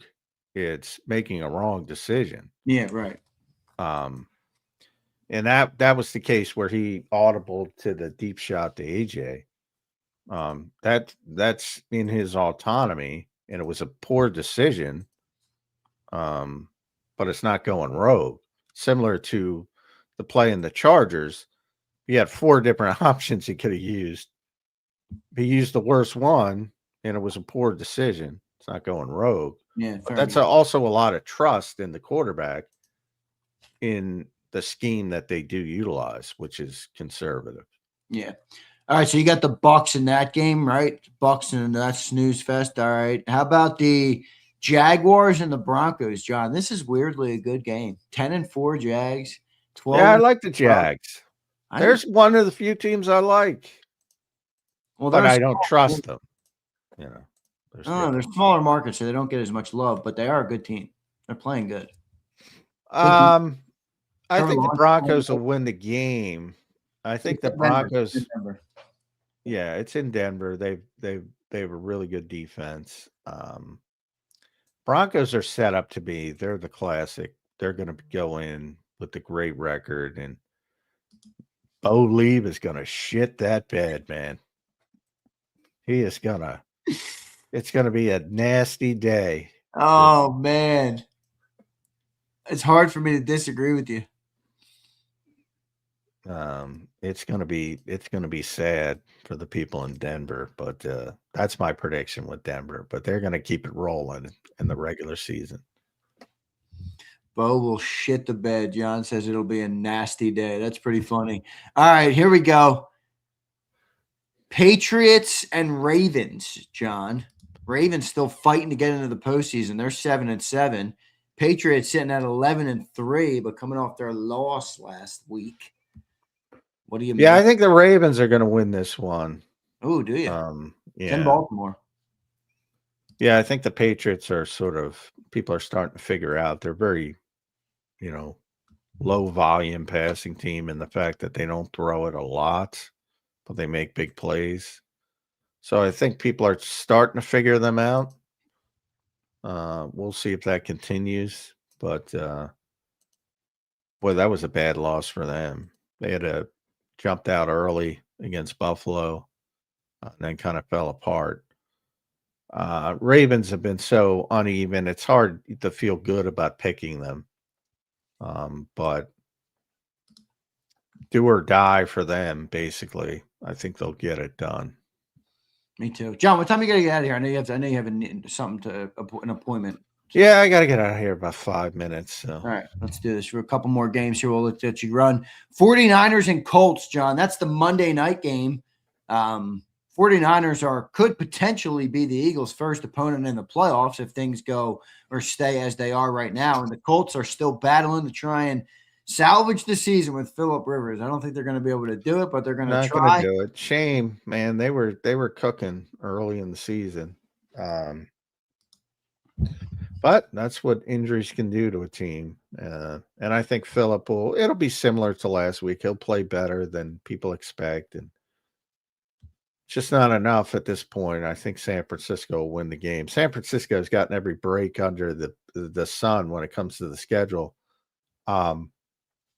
Now, they haven't gotten breaks when it comes to injuries. They're always seemingly like the most injured team in the NFL.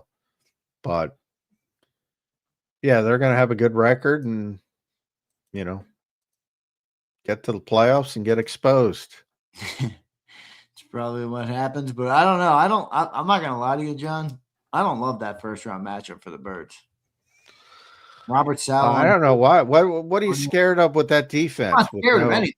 Bring it on. I'm just saying it's not my favorite matchup. I mean, I don't know what I don't get. To me, the Eagles can beat anybody, but man, the Eagles can lose to anybody too. Well, I agree with that but that's more to do with the Eagles not playing consistently. I agree with that part of it. It wouldn't surprise me if the Eagles lost to any of these teams. I just believe in them a little bit more because of their experience. Like with San Francisco, I mean, I've been predicting that for a long time. They'd be back in the playoffs because of their schedule. And it's even worked out even better, I think, from the standpoint, like Indy would have been a tough game. Now it's not nearly as tough as it might have been because of the injuries they've sustained. But I look at their team specifically defensively. I mean, they're just bad. You lost 2 Hall of Fame players, and that completely changed. I mean, Fred Warner is the best linebacker in football, all due respect to Zach Bond and the other linebackers. Zach Bond's not Fred Warner. Nick Bosa is one of the 5 best pass rushers in football. And now they're, Bryce Huff is a big part of their pass rush, and he's having a pretty good season, but he ain't Nick Bosa.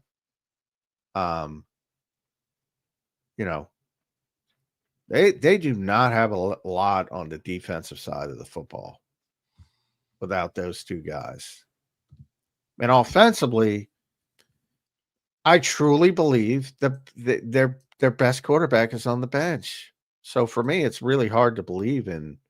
Other than Christian McCaffrey's freaking great, and he's a large part of the reason they're in the playoffs, as they've gotten a healthy season from him. And Kittle's back, and Kittle's still great, and Trent Williams is still great, and some of their old standbys. but I truly believe Mac Jones was playing at a higher level than Brock Purdy. So I'm like, what all right, one guy makes more money. Are you trying to win, or are you trying to, what are you trying to accomplish? I don't know. But yeah, I don't. But if Christian McCaffrey shows up one day and has 100 yards in receiving and 100 yards rushing, they might beat you. All right, John, good show today. I don't think there's any other games. Steelers, Lions? Yeah, I think the Lions will win that. Cowboys, Chargers? Boy, the Cowboys. Oof. I think the Cowboys should win that game because I don't know how the Chargers win. I give them a lot of credit. I don't know how they win. They got a great defense. That's how.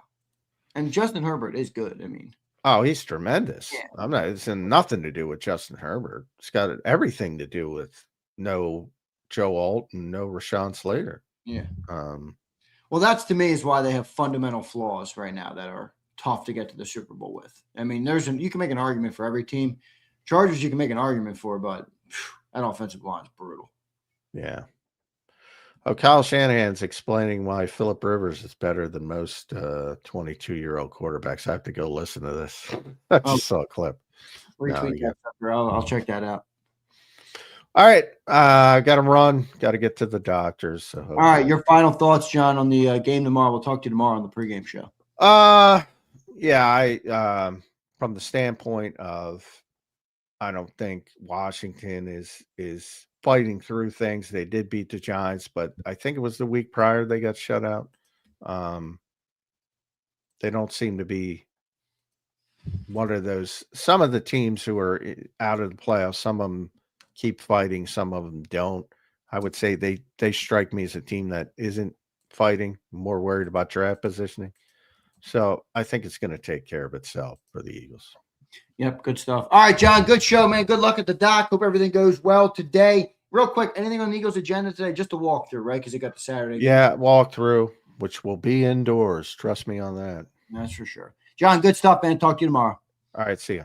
All right, dude, later. There's Johnny Mac. John McMullen joining me right here on Birds 365. He had a little early exit today. John has to hit the doctor, so appreciate him for being here. Appreciate everybody else for being here. All right? You got some good stuff working. Look at these. StreamYard gave me they gave me some Christmas frames. Check them out, everybody. Look at that. Look at that. Wow. Are you kidding me? Wow, look at the Christmas frame. Oh, my. How about this one? What about the gingerbread man? That one's stupid. Happy holidays, dumb. Boxing Day, what the hell does that mean? Beach snowman, that's pretty stupid too. I'll go candy. I'll go candy frame. We'll go candy for Christmas today. All right, we'll go candy. What's going on, everybody in the chat? What's going on? Look at my boy Roll Philly. It couldn't be about Roll. You know, Roll, I love you, buddy, but you are such a serial Twitter shit poster that I can tell you do not watch football. You just read Eagle fans who like to shit on every other quarterback so they can prop up Jalen, who shit on Justin Herbert. Anybody who watches football knows that Justin Herbert is nowhere close to the problem on the fucking Chargers. What a dumb comment. What a dumb comment. Roll, get off. Roll, I promise you it'll do you well to get off Twitter for like a week. The people on Twitter are not as smart as you think, okay? They're not as smart as you think. I promise you. I promise you they ain't that smart. Steve, what's up, Steve? Appreciate it, brother. Appreciate it.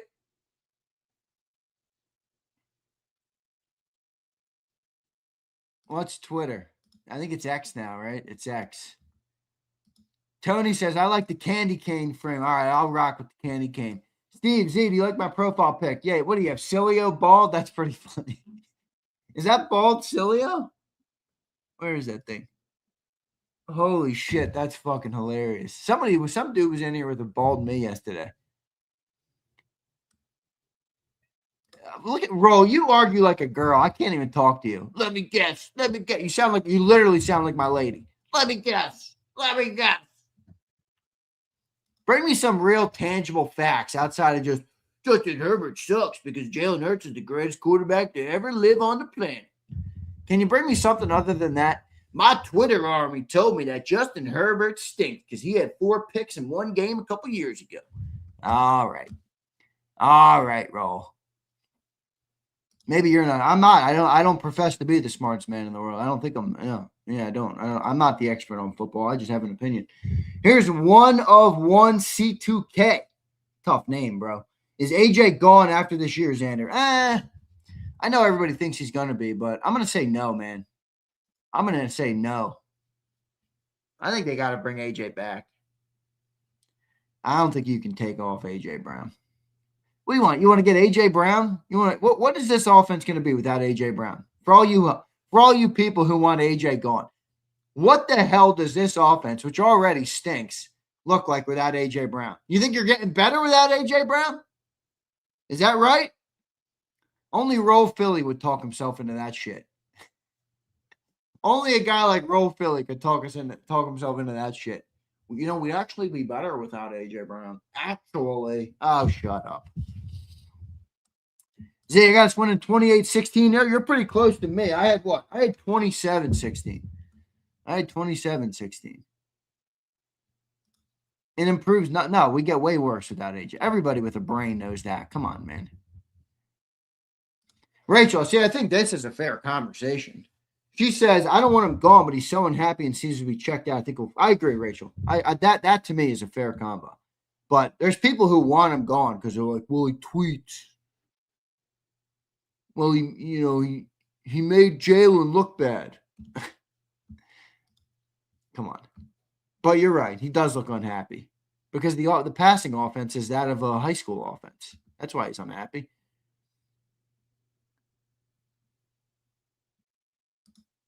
Devontae needs to take a step forward before I'm comfortable losing AJ. I agree, Keese, but dude, look around the league. Look around the league, Keese. It ain't even about just Devontae anymore.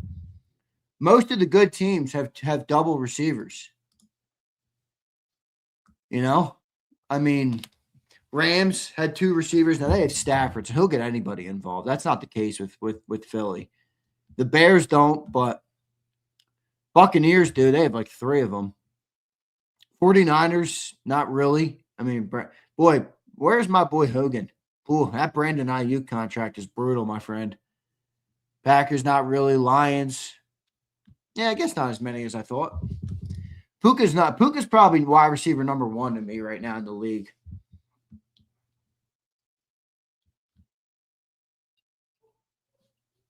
AJ is far from – no, he's unhappy, HKP. He just didn't want a shitty offense. Well, it's still a shitty offense. I don't think anything's changed there. Here's Hogan. What up, Hogan? Xander, 49ers win the last 3 games. They have the 1 seed in the Super Bowl at home. Hogan, I don't think you're getting the 1 seed, dude. No, and that's not true. You would need the Rams to lose again or the Seahawks to lose again, right? Well, you play the Seahawks. So if you win the last 3 games, you'd be 13-4. Oh. Maybe.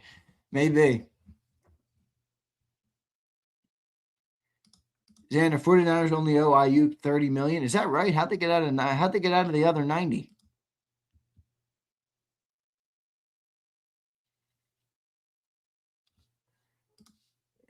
Roll. Bro, you don't have to discredit every person in the league to talk up your guy. I know Eagles Twitter, that's how Eagles Twitter thinks, because they're all like so defensively, like they're like women over there. It's fucking unreal reading some of their shit. You don't have to. Calling Stafford a bum does not do what you think it does. I promise you, it doesn't. Calling Stafford a bum so you can feel better about Jalen Hurts is not the way to go. You're better off just pulling some stats that make Jalen look better than that. All right? Dumbass comments. He's got a stacked team. Ah! Dude, Stafford's the best quarterback in football right now. Stop. Stafford just threw for 450 with his number 2 on the bench. Hurt. Come on, dude. Or did I call him a bum? Still put words in my mouth. You're too emotional this morning. Go back to bed. I would trade Stafford for Hurts straight up and drive Hurts to the airport. Are you kidding me? Me too, Slagger. I don't even think that's I don't even think that's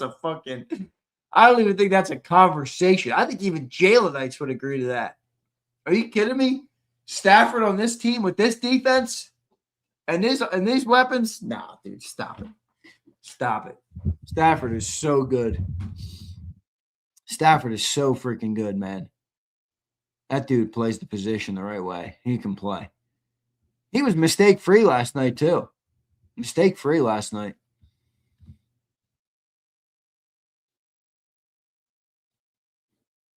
How'd that Ayuk deal? Yeah, that Ayuk deal was terrible. Does having Puka, yeah, no shit, Sherlock. What are you, under the impression that Jalen Hurts doesn't have good receivers? I don't blame Hurts for having help. That's such a fake narrative. I got to stop quick. Roll, you're done for the day. But just bad comments all around. You blame Hurts for having help. I never blame Hurts for having help. In fact, I've been saying all week, every quarterback needs help. That's why Josh Allen doesn't have a ring. That's why Lamar Jackson, even though he's had good help. If I'm Stafford, I ain't retiring. I'm playing all 40. He's the best quarterback in the league. It's not even close. Holy shit. Puka got 46 fantasy points. That's wild. That's wild.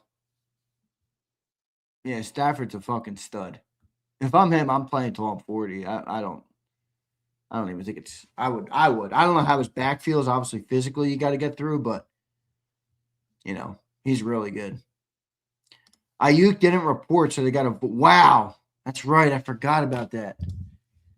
Ayuk's an idiot. What a fucking idiot. Guy signs $100 million contract, can't report to a fucking. I mean, what are we doing here? The baseline for what you have to do to be a competent human is the lowest it's ever been.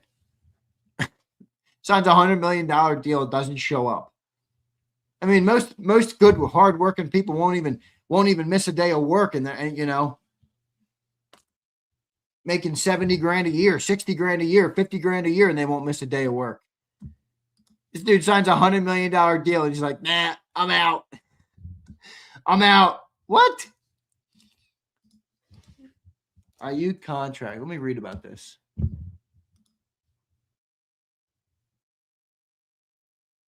He missed team activities. The 49ers void significant future guarantees. Holy shit, dude.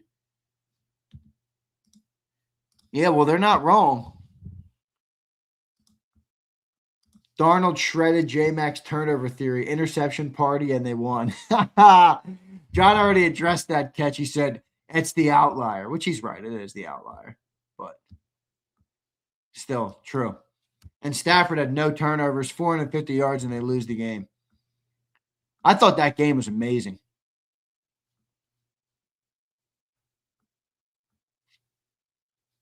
Roll says I trash on Hurts. I don't trash on Hurts at all. When he has a bad game, I say he has a bad game. It's such a stupid narrative.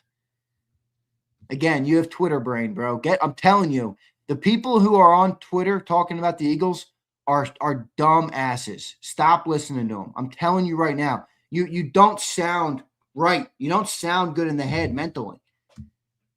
Nobody bashing Jalen outside of when he plays a bad game, which we do to every player.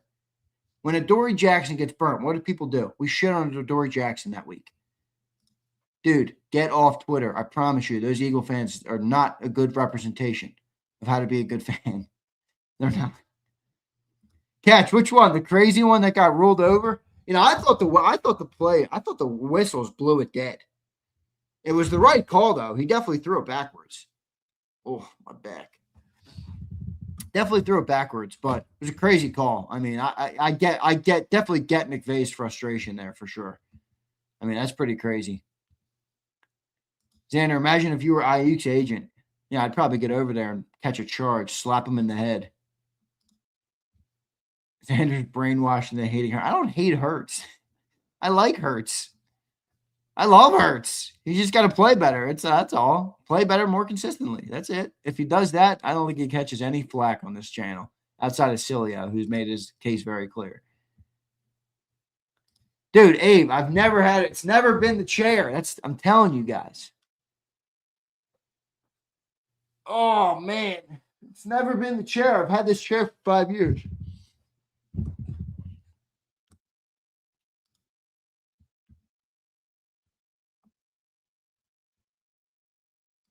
Here's one of one. Seems like those reports are pretty false, huh, Zander? AJ and one look fine to me. Don't forget AJ first is. Don't forget AJ. AJ's child is one's godchild. Yeah, I don't know what to make of that. I mean, it was good to see him celebrating. I never really thought that was as big of a deal as people made it out to be. I mean, they're not friends anymore, or not as tight as they once were. Who cares? I don't think that matters.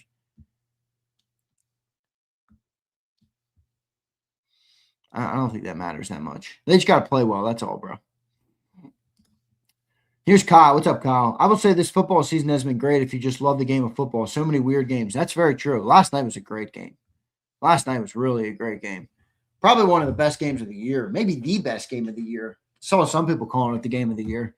You can make that argument for sure. You can make that argument. Steven says the people that say Zander hates Hurts. No, yeah, they don't. That's all right. Steven, people will always. You can't win with these fans. You know, if you say one thing of praise, you're a glazer. If you say one thing of criticism, you're a hater. People just want to be right. People just want to be told what they're told. And when I'm talking to 788 people listening right now, not all of them are going to agree with me. Hollywood, I will never attend a spa ever in my life. Let another person drape their hands all over me, and them crusty ass hands, groping people all day with their nasty ass oils. No, thank you. I'll lay in my bed and let my woman give me a nice massage if necessary. No, thank you. A spa day. So I'll be the kind of guy that wants to go to the spa to you, Hogan. Here's Twiz. Who hates Hurts? Jalen Hurts want him to play below his standards. Are you really fans of his? He would say he needs to play better. I agree, Twiz. It's a weird dichotomy. It's like Jalen doesn't play that great, and all his fans just wanted to. It's like, dude, just he wants to just got to play better. That's all. Theo, I think they make the Kango holiday hat. I bought it last year for my pops for Christmas. All right. Keith, Keith, you're a traveling man, aren't you, brother? Jamaica, you were on the camel a little bit. I don't know where you were on the camel. Where was that? Egypt? Renzo, yeah, me too, bro. I got to get a standing desk for sure. Once I get married and I'm in my new place, I think I'll be doing that. I don't want to stand doing my shows though, so I'll probably do stand in between them, I guess you could say. I don't know. Spa day, yeah, pretty funny. Here's 101. This may be biased, Anna, but I truly believe DeJean is the best slot in the league. He's so smart and he's always in the right place. I agree. I think he's definitely one of them. He's probably playing like the best slot right now for sure. Going to King of Prussia this weekend. I might have to do that too. I got some Christmas shopping to do still, for sure. Although I did check most off the list. I got some Pollyannas to do for my family. I got some Pollyannas to do for my uncle, my sister. I got some Pollyannas to do, but I'm mostly good on my fiance. I'm good on my parents. I didn't get my brother anything yet. I'll try and grab him something. See if I can find anything to get my bro. My bro's a tough guy to gift because my brother is a Hall of Fame hobbyer, like where he has shit he wants to do. He just buys everything to do it. That's my brother's MO. And he buys all the best shit, you know. So he's tough to buy for. That's all right, though. I'm tough to buy for him the same way. If I have a hobby, I'd buy everything. Morty, I'm good on Robert Kraft's places. Xander, you heard Stefanski should lose his job. He's acting like an idiot over there. I don't like the way he's handled that whole quarterback situation. I don't think he's handled the Shador right. Even if Shador is not it in the future, I don't think Stefanski's handled that very well at all. Not a big fan. Not a big fan. Oh, I'm giving JAKIB merch as a gift. Theo, don't you worry. I got the JAKIB merch as a gift. Absolutely. Absolutely. You could probably guess who the JAKIB merch is gifting for. Although it's Friday, man. I better get some shit in. Yeah, Bama tonight, Philly. I'm ready for that sucker. Don't worry. I've already locked in. I'm probably going to order a pie tonight. Probably going to order a pizza. Watch the game. Dude, Ty Simpson's been a potato for 4 weeks. I'm starting to lose hope in Ty Simpson. This dude's on like a Jalen Hurts run right now. Ty Simpson is on a Jalen Hurts level run. Struggling to move the ball at all. So, all right, I got to do a giveaway today. I got to put I don't know why my computer's barely working. It always barely works. Fucking thing's crapping on me. I really should return all my Christmas gifts and just buy new equipment. That's what I really need to do.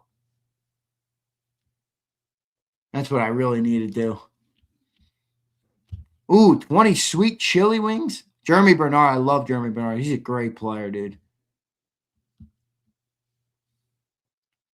Oh, Roll Philly still taking up for his Twitter boyfriends. I'm ready to be stretched. It's going to be a long game for sure. I think the Tide could win it, though, dude.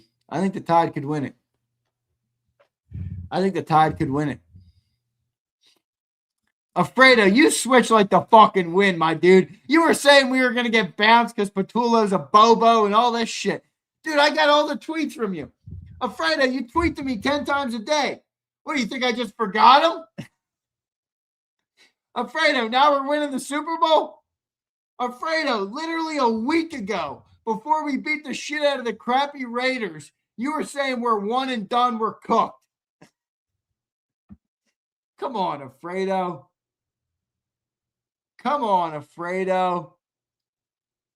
You got to be kidding me, man.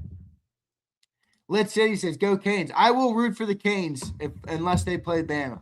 Because I'm obviously Cilio has turned me into a Canes fan to some regard. All right.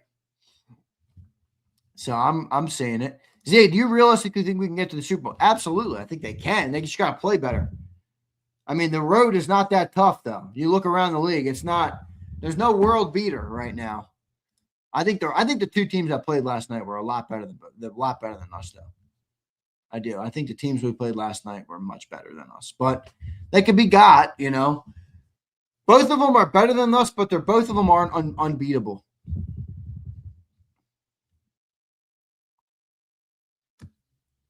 Underdog says, Aaron, do you see us beating either of those teams we witnessed last night? Yeah, I could see it, Underdog, because our defense. I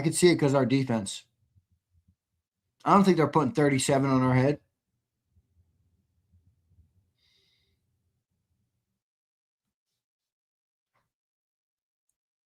That defense needs a break, but that defense ain't as good as I thought.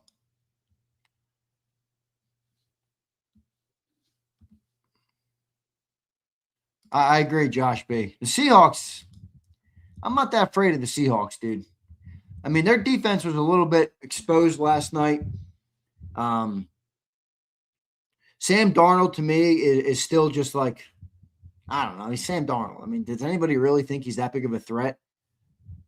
I mean, I'm watching the game last night, and it's like, I was watching the two picks before he had the comeback, and I'm like, dude, this guy, it's literally like clockwork. Every time the pressure gets big, this dude folds.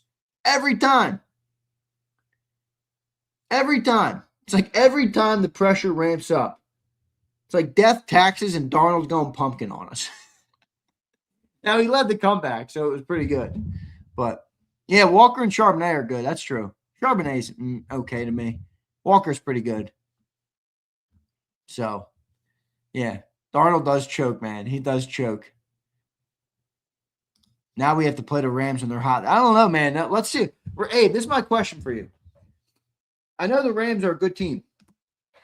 This is the question, Abe. What happens to the Rams after losing that game last night? You do everything right. You throw for 450. Puka Nacua has over 200 yards in the game. No turnovers. You lose the game. You lose the division, potentially now, most likely. Lost to West. You lose the 1 seed in the NFC. What does that do to the psyche of the Rams? Now you got to go on the road, or, all of a sudden you thought you were going to be parked up on the couch in L.A. Even if L.A. is not a tough place to play, just that 37-year-old Stafford being able to park on the couch is a big deal. Now he's going to have to fly across the country for the wild card round. I'm telling you, man, that was a big loss for them. That was a big loss for them. I know for a fact I've never said this. Anyone remember when Zander said, could you imagine what Darnold? I've never said that, Roll Philly, because I don't dream of fucking Darnold. I've never said that. I have never said that. That is ridiculous. Could you imagine Darnold? I don't dream of Darnold. Now, Stafford, absolutely. Matthew Stafford on the Eagles would probably be 17-0, probably have the best defense in football, probably be the number one offense in football. Probably A.J. Brown would probably have 2,000 yards. Devontae would have another 1,500. Dallas Goedert would have like 12 touchdowns and 850 to 1,000 yards. Holy shit, our team would be crazy with Stafford. Stafford, I'll dream of all day. Darnold, shut up. Shut up. Yeah, Burrow and Stafford. Forgive me, Keese, for dreaming of Burrow and Stafford on our offense.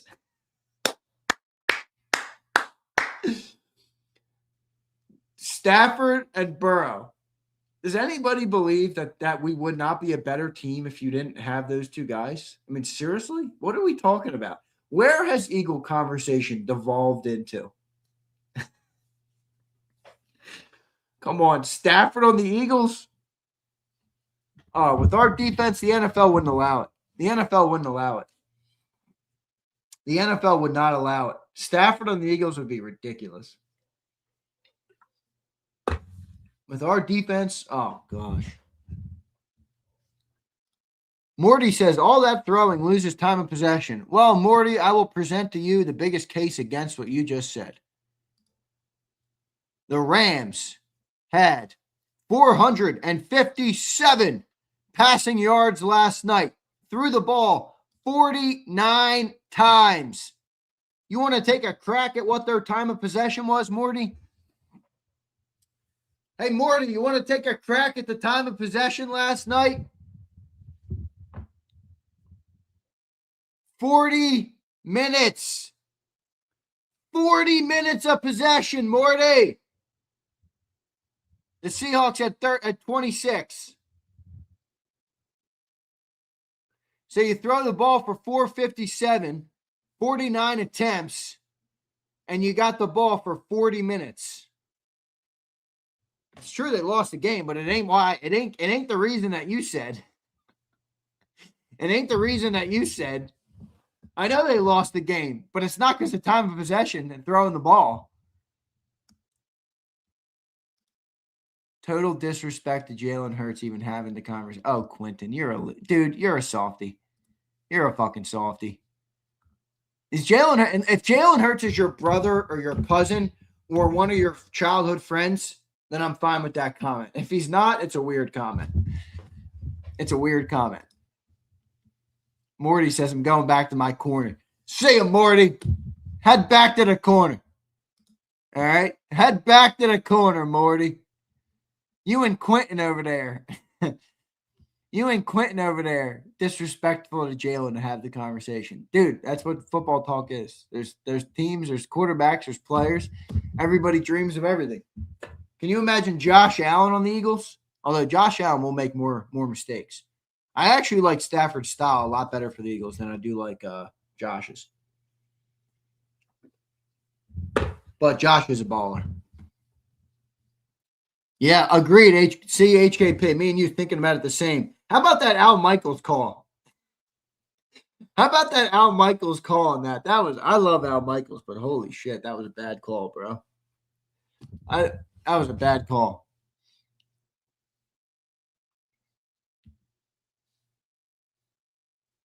It's not a knock. Thank you, Swagger, but these people are Jalenites. Do you think AJ is better than Puka? If he had Matthew Stafford, I think he's about the same. Not quite better, though. Puka, to me, plays more physical, better blocking, does everything well, lines up all over the place, great route runner. Puka, to me, is the most polished right now wide receiver in football.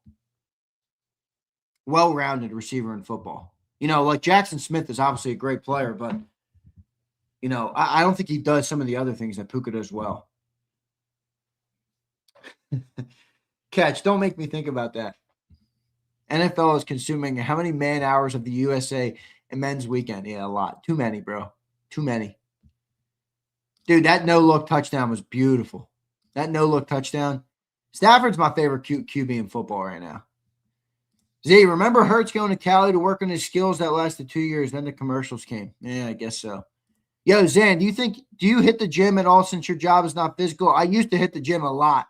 I was shredded back in the day. Not that long ago.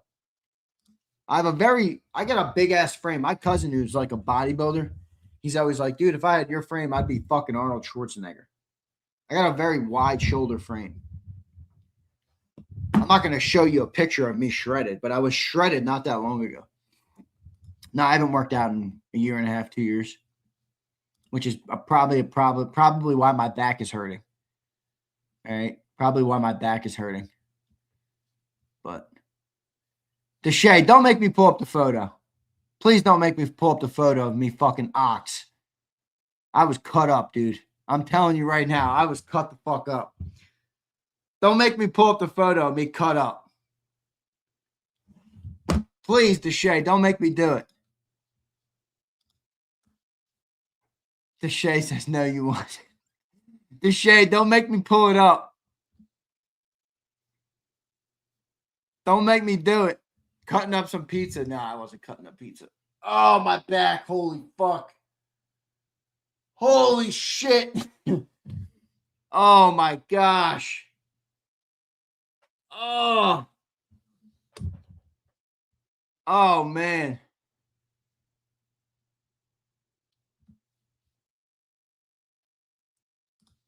Dude, I have a pretty expensive office chair here. I'm telling you, it ain't this chair. I had this chair for 5 years. It's never given me a problem. Oh, shit. Cutting up some mozzarella. That's pretty funny. Carrying all that weight of that Hurts hate. Oh, real Philly, dude. Dude, it's weird. You got a weird love with Jalen. It's like odd. Bro, it's kind of coming off. It's gay. It's weird. It's goofy. If you want to be gay, that's fine. But, go do that somewhere else. I don't think we need it in here. All right. Get the goofy leg bike that goes under your desk. What the hell is that?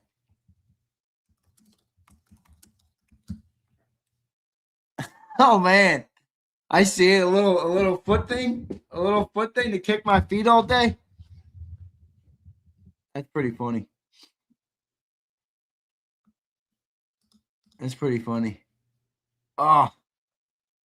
Xander, brother, a 5-year-old chair is I don't know, dude. This chair's in pretty good shape. I'm telling you, this thing's got it's got so many controls. I don't know what to do with them all. Yeah, you can load it up. You can keep it back. You can move it all forward. It does everything, this fucking chair. Uh-oh, now I just broke it. Maybe you're right, guys. Maybe it's too old. Come on now. Come on. Now I just locked it into some bad setting that's no good. Oh, fuck. You got to be kidding me. Uh-oh. Oh, you fuckers. Oh, man. Now this is my permanent set. This is my permanent setup. Come on. All right. I guess you guys are right. I need a new desk chair. Great. Another $1,000. Run it up. Fucking lovely. All right. Lovely. Fly Eagles Fly, who's our resident gay. Are you gay? It's lesbian, isn't it? It's not gay, is it? Are they the same thing? Are they the same thing? Gay and lesbian? I don't know. You guys got to teach me, man. You guys got to teach me.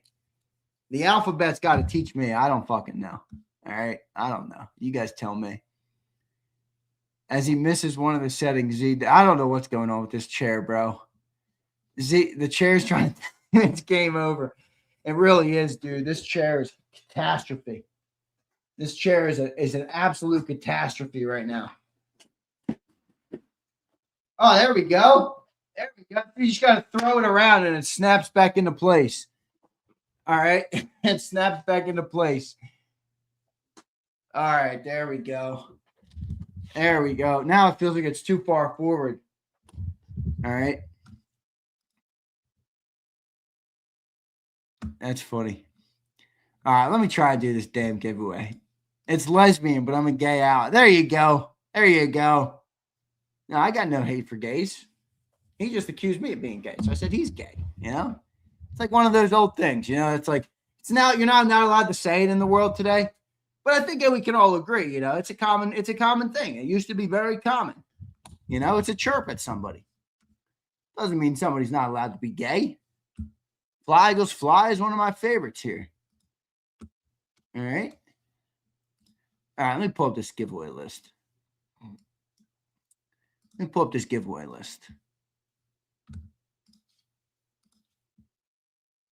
Actually, you know what I would say to you, Fly Eagles Fly, is it's becoming evident that being gay is one of the prerequisites for Eagle fandom. It's becoming one of the prerequisites for Jalen Hurts fandom. You ever seen these guys? Fly Eagles Fly, you get it. You get it. As the chat lesbian, or the leader of the JAKIB gays, I guess we could call him. All right. You see the way these people talk about Jalen. I know you're like, I know a gay when I see one. He says I'm going down a dangerous road here. That's all right, Keese. That's all right. All right. That's all right. Sometimes the dangerous roads are good to walk down. All right. I think we need more dangerous roads. You know, I think that's a good thing. All right. Let me get this list. Where's the sort? Where's the sort here? Current level. All right. Here we go. Here we go.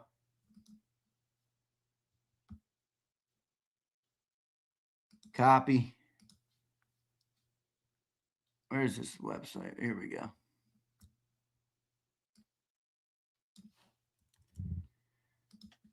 All right. I'm pulling the list. Give me a second, everybody.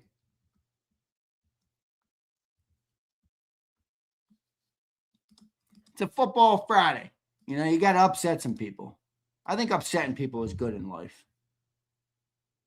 Like when Roll Philly comes in here and he's crying up a storm. Most of the time, that's a W for the show. I'm just kidding, Roll. I know you're probably freaking out. I'm not reading the chat right now because I'm pulling this list. I'm sure you're probably having a mini aneurysm in the chat. I'm sure you're probably having a mini aneurysm. All right, here we go. Get these legends.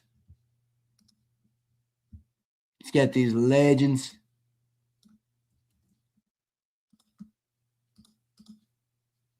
All right. Let's go back to the chat, see what the people got. Here's Mr. Sparks. I'm trying not to be a Jalen. I respect the kid too much and how he handles him. He does, dude. He handles himself exceptionally well. 100%. I got no problem with you saying that. Stand up, dude. No doubt about it. Professional. I agree with that for sure. I told you, Z, this is the skinny jean era of Eagle fans. It's fucking Friday, Xander. Yes, it is, Abe. I got to stop cursing, though, Abe. Too close to the Christmas here. Fly Eagles Fly says, I'm too blessed to be stressed. I like messing with you, though, Z. That's all right. It's all right. You can mess with me. All good. All good. Keith likes alternative lifestyles. Yes, he does. I think that's become clear. All right. Z doesn't hate gay. I don't hate anybody. That's a fact. I'm not a fan of the word hate. I don't hate anybody. Hate is reserved for, truly fucked up people. Z doesn't hate gay folks. He let y'all support Tanner McKay in the chat. That's pretty funny. That is pretty funny. Deshay says Christmas is a scam. Oh, fuck off, Deshay. All right. Deshay, you're like the ultimate curmudgeon today. You're really like the ultimate curmudgeon today, bro. All right, let me get this members for my website now. Then I'll have to go to ChatGPT. We all know how that's going to go.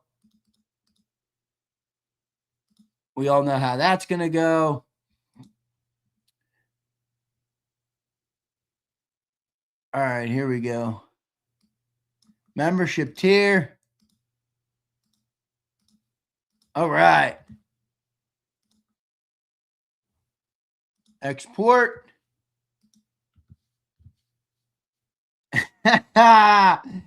Keese is going off now. Keese is not happy with you, Catch. Catch, you have pissed Keese off. Keese was going crazy last week on the post game. He really was. Let's get the sort now. Here we go. Where is the sort? Fuck. Show sort options. Tiers. All right.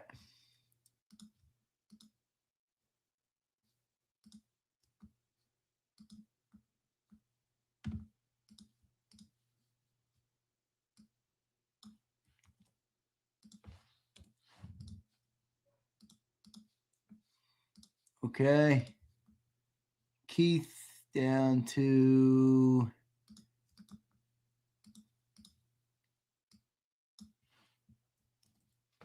okay. And let me get my legends.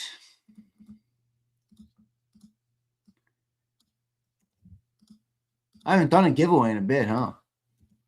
I owe some people. I might have to just buy some jerseys off Fanatics this year. Although they suck, dude. The Fanatics jerseys are brutal. Akbar says, "Hey, y'all still selling tickets for the Buffalo game?" Let me see, bro. I'm not sure.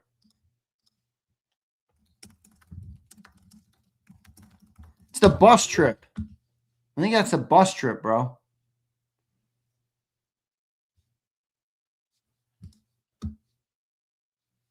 Oh.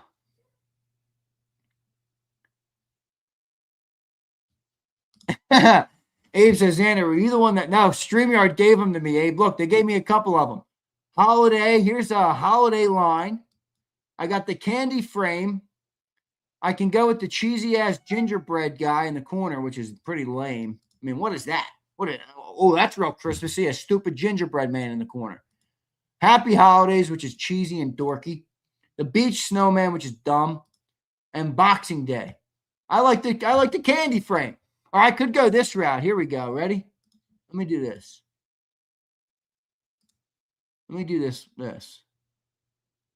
Where's my crop? How do I make myself cropped?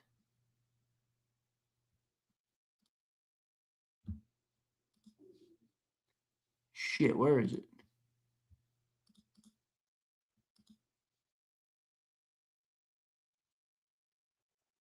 How do I make myself? I thought I could make this solo. Oh, come on. Oh, come on.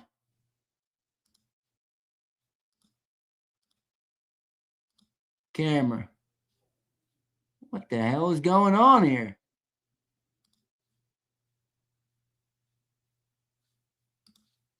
I don't know. It doesn't work like I thought it was going to work.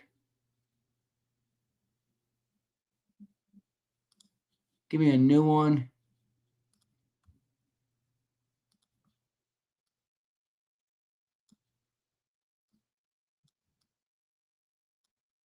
How's this? All right, give me this. Give me no frame. Give me a little, oh, man. There we go. A little cozy night. Edit me a little smaller. There you go. How's that, everybody? How's that, everybody? You got a little Christmas frame here. Got a little golden cheer. Merry Christmas, everybody. Ho, ho, ho. Merry Christmas to Shay. I like the full screen. Sorry. Let's go back to the candy. Abe, you're going to have to deal with the candy. Flying was this gay. I love it. Is YouTube going to ban me for saying gay so much today? Who knows? Fly Eagles fly. You gays got protection from YouTube, man. They'll ban me, I think, for saying it too many times. Xander Cohen. What? You roll Philly. What? Christmas cheer? What? Christmas cheer is no good for you? You dweeb?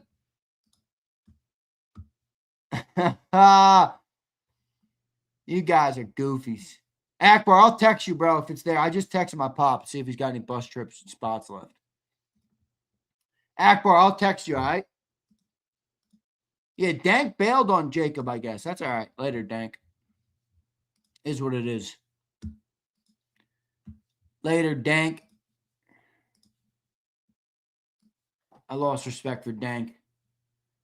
Started calling me a racist because I criticized Jalen Hurts. It's like, what the fuck you talking about, dude? Such low-hanging fruit.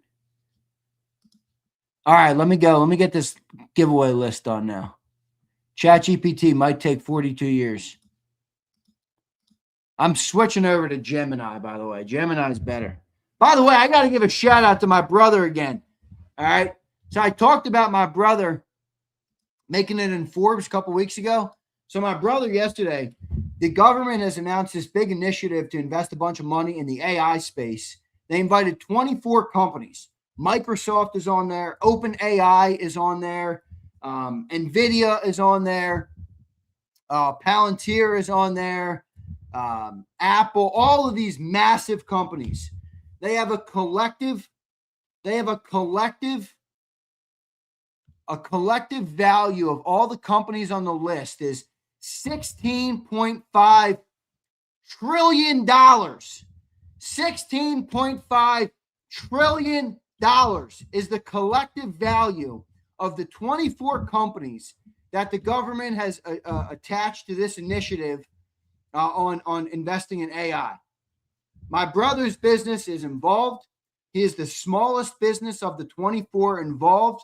He's the only business valued under $1 billion at this point. And he's sitting right in there in the room with everybody. And here's the cool thing about what my brother does, right? There's a lot of AI companies, all right? A lot of AI companies that pop up and they all do the same fucking thing, right? Oh, they have this module that talks to you or whatever. They do a different form of this thing. My brother's company is completely different than what all of these other companies are doing. My brother's using AI to discover materials. Now, if you're not into materials and stuff like this, you won't fully understand, but materials basically make the world go round. I mean, that's how you make, missiles. It's how you make cars. It's how you make everything basically in the world. We're in the steel revolution. Obviously, much of the world has been created, by steel. It was bronze and copper a while ago. Before that, it was, I don't even know what materials were made before then or what was the biggest advancement. So my brother is using AI to discover novel materials, right? Rare earth minerals is a good one. Well, I'm more talking concrete materials here, but they discover materials, and that's why they're working with the Air Force, because they're going to provide them the materials for the hypersonic jets and for the hypersonic planes and all those things. And he's also discovering a way more materials. So all these other AI companies, I do think some of them are going to fail because there's just too many.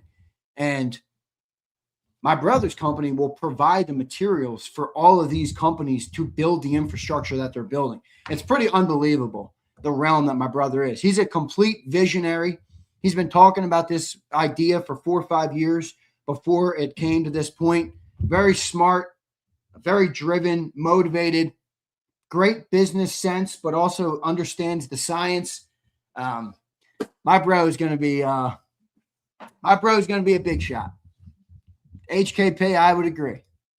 HKP, I would agree. So my brother does big shit. I'll show you guys the tweets.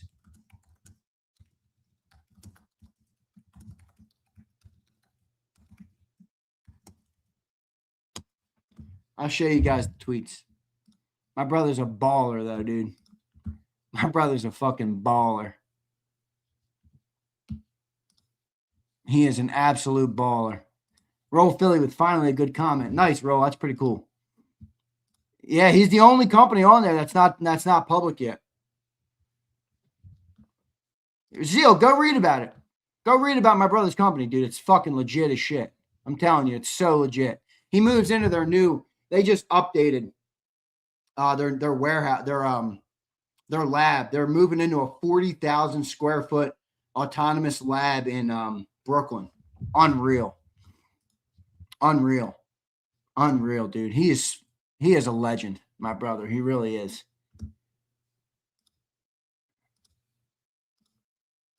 Let me pull up some of the tweets so you guys can see what the hell I'm talking about here.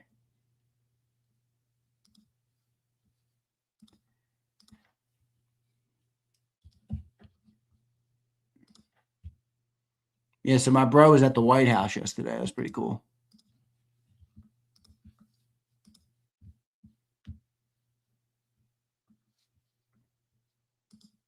Bro was at the White House yesterday. Look, here's I'll show you. You guys should go check out his company too.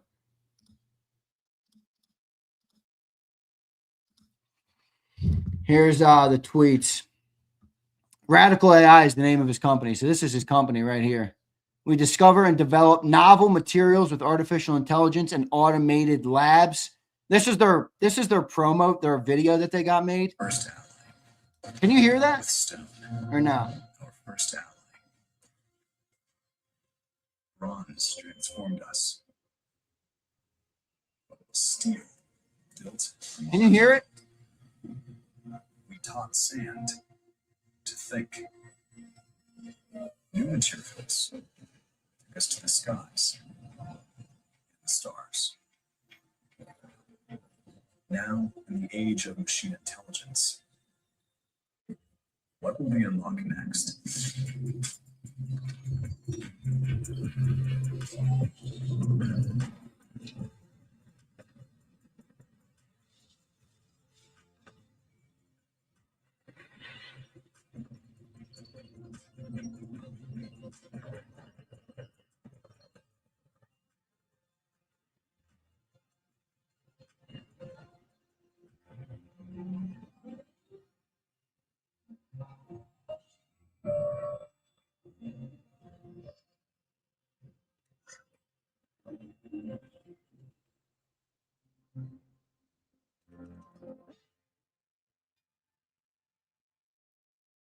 So that's the promo, the commercial thing that they had done, which is pretty sick. It's really like a storytelling thing.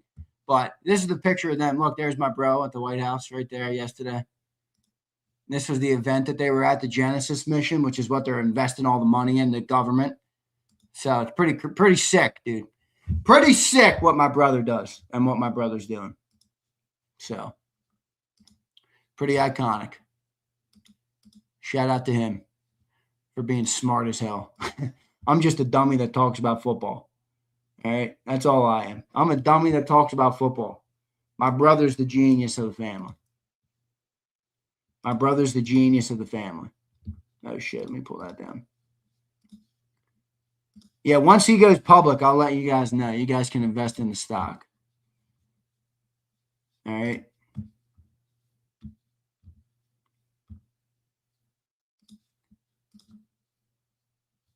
All right, I think I got the list now. Here we go. All right, I got it. All right, who's ready to do a giveaway? We owe a giveaway here. It's been a little bit. It's been a little bit here since we've done a giveaway.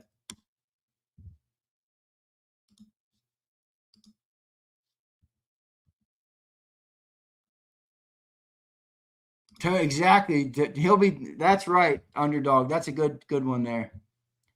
Zeal, check out the company. I think you'll enjoy it. I know you're into stuff like that. You'll check it out, bro. You'll enjoy it. Yeah, he's trying to get the Radical AI NASCAR car. Yo, Gary, what? I saw a crazy story about a NASCAR. What do you know about that? The NASCAR driver who, I don't know if he's a former driver or former champion. His whole helicopter crashed yesterday. His whole family was on board. Man, that's a sad story, dude. Speaking of NASCAR, holy shit, that's a sad story. That's an extremely sad story. Guys has whole family on a helicopter. Yeah, Biffle. Yeah, I think that's it. Oh, man. What a sad story that was. Whole family in it. Oh, man. Really tough. Really tough to read that.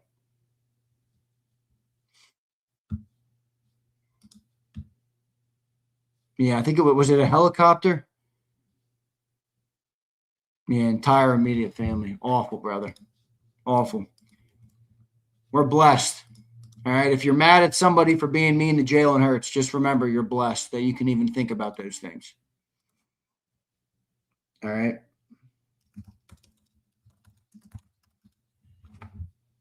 Just remember, if you're mad at somebody that Jalen Hurts is not playing well or that they're talking about it, we're blessed to be able to talk about it and watch football. All right. No doubt. All right. Here we go. Who's ready for a giveaway? Who's ready for the giveaway?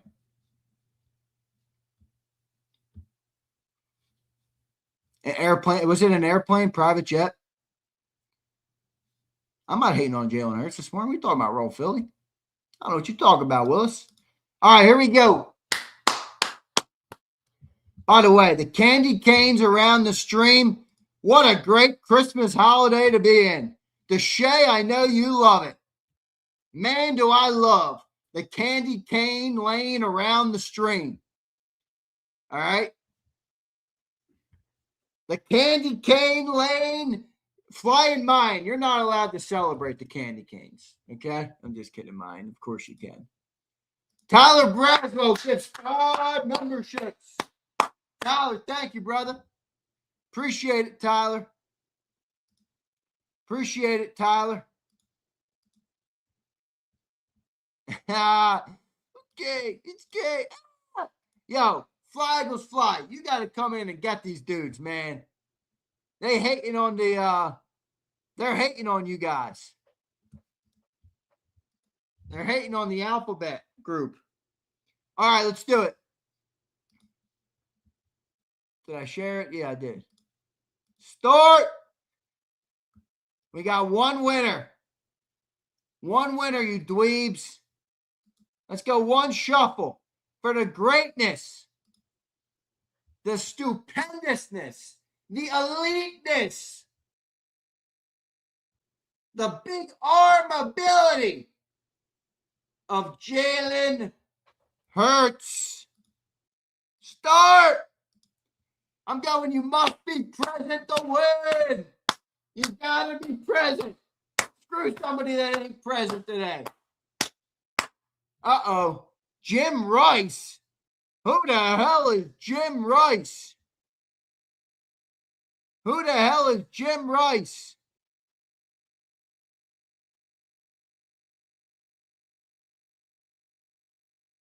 Fly is chirping.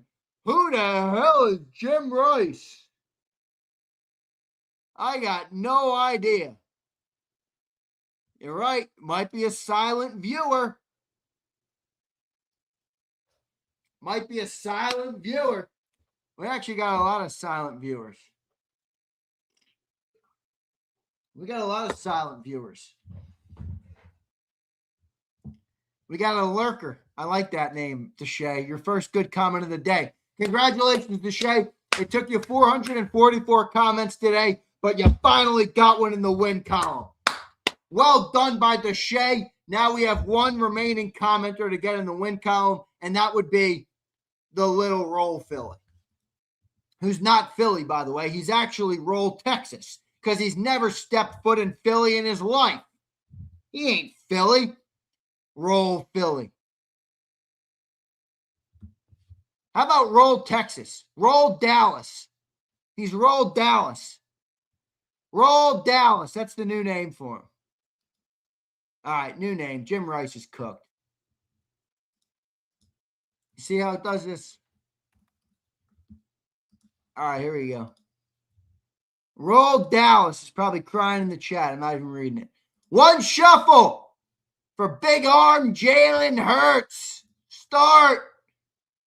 Here we go.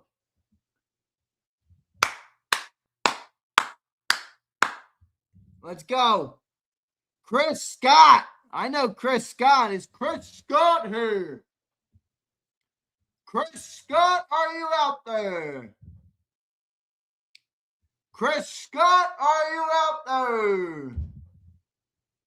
Chris is normally here. He'll appear out of the woodwork every once in a while. He will appear out of the woodwork every once in a while. Is Chris Scott here?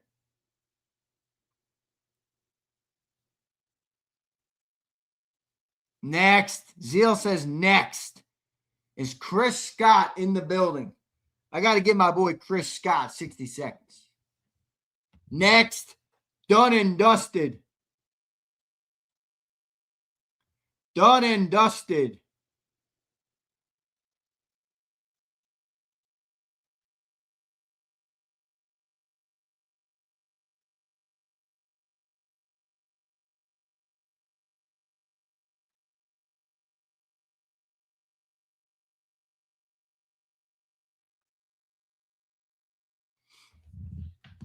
Is my boy Chris Scott here?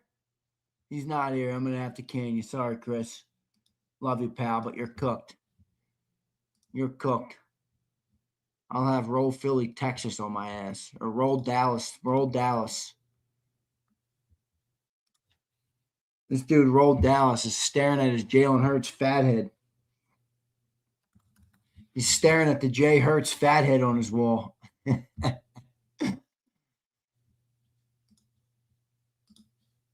5'6". I'm not 5'6". That's a crazy comment. All right, here we go. One shuffle. Start. Roll. Roll. Roll. Slow your boat. Don't make me pull up the picture of you at the game in Dallas where your fucking arms are the size of this pencil. Here we go. MJ. Not to be confused with Michael Jordan or Michael Jackson. MJ. MJ. Who is MJ?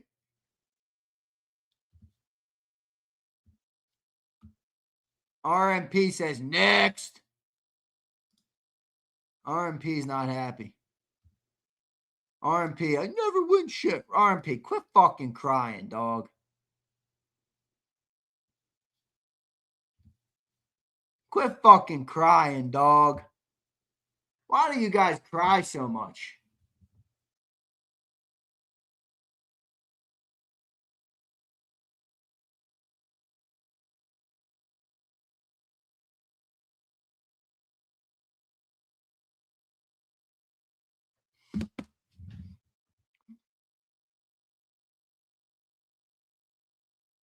That's Jalen Hurts. That's the best comment. MJ is. That's pretty funny. That's pretty good, Rice.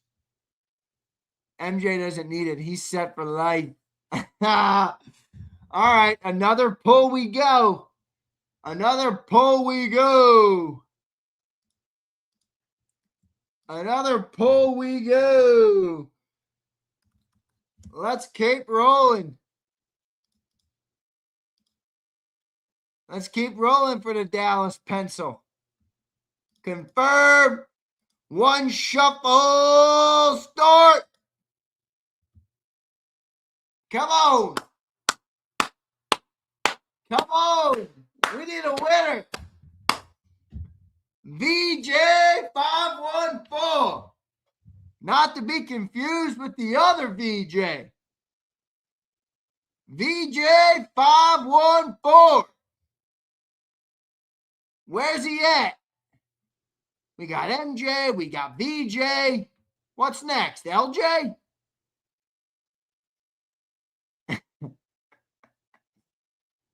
VJ Edgecombe. Now I know VJ. He's got the picture where he's got the goofy ass hat on. in VJ's picture. I know VJ. Nope. Mac is here. Mac hasn't been here in months. He shows up on the giveaway. Rando. Nah, he's been here. He's been here. He's been here. He's been here.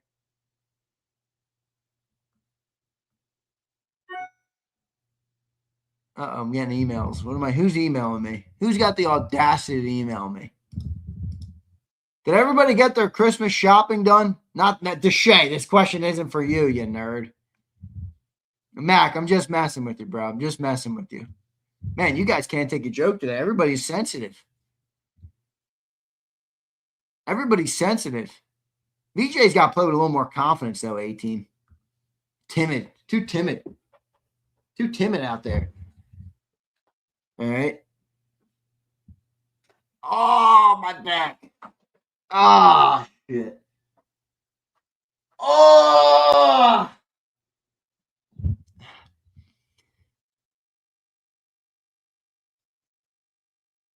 The rain gets to it. Does. It really does get to people. Bunch of sensies. I sent my niece some money for Christmas. That's as far as I'm going. I'm not sensitive about my height. I'm not very tall. Probably like 5'10". You called me 5'6". I said you were wrong. Why does that make me sensitive? Z, the rain might be. It is underdog. I think that's true, but it wasn't raining a couple days ago, and that shit was killing. That shit was killing. This is like a last week phenomenon that's happened. It's really ramped up in the last week and a half. All right.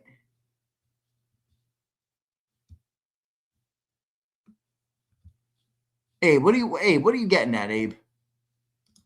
What are you getting at, Abe? You got something to say, Abe? Say it to my face. Here we go. One shuffle for the greatness of Jalen Hurts, and we are back on the move. We are back on the move. No, do I stretch when I wake up? HKP, you think I stretch when I wake up? Do I look like that to you? Shea Berry! Who the hell is Shea Berry? Who the hell is Shea Berry?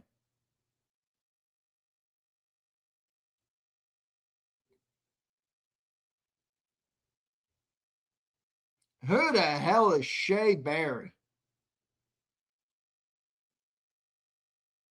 How am I supposed to know who Shea Berry is? I don't think I've ever heard of Shea Berry in my life.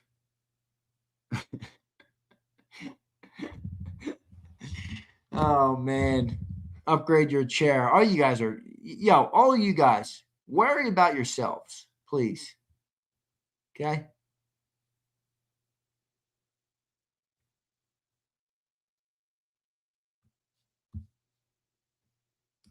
I got to start. I know, HKP. I know. Oh. All right, new name. Shea Berry's cooked. This is crazy here. This is crazy. How many pulls are we going to do today? It's 10:50 in the morning here, folks. We're getting old. HKP, we're not supposed to be saying that yet, dude. One shuffle. There's Sue. Sue chilling at the top. Start. No, I haven't been in the vet nearly enough. Daz! I think Daz is here. Daz, are you out there? Daz, are you out there? Oh.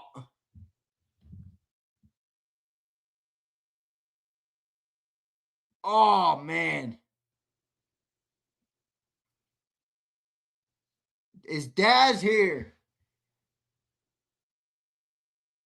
He's here. Let's go, Daz. Daz is in the building. Daz is in the building.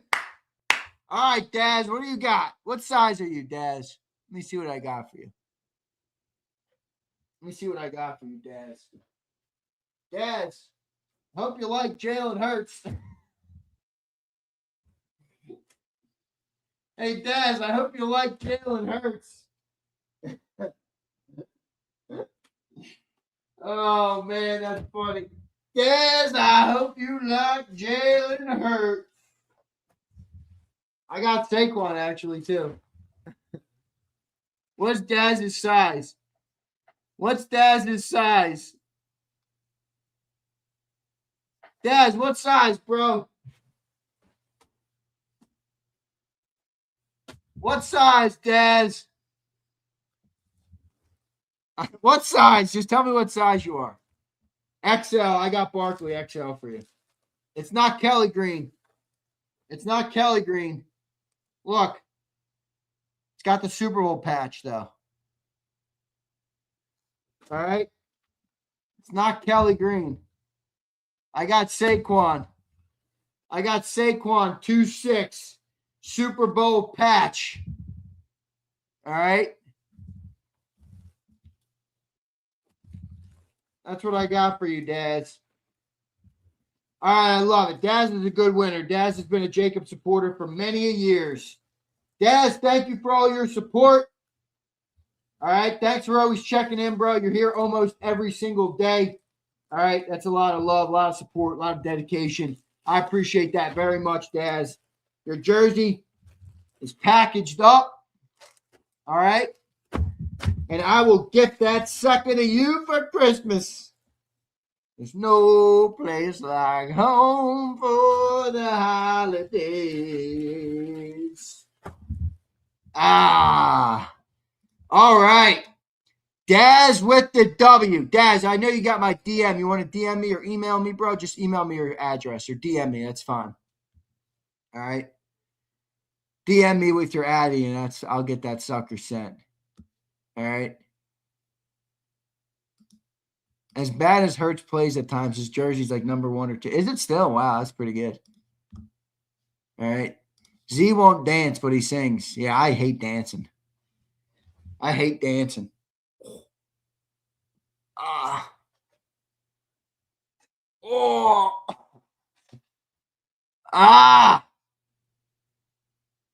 All right, here we go. I got a couple minutes left before I get out of here. This back is really impacting my workflow because I struggle to sit in this desk for long hours now. Oh, man. All right, predictions for the game tomorrow, everybody. What do we got? What do we got? Predictions for the game tomorrow. Predictions for the game tomorrow.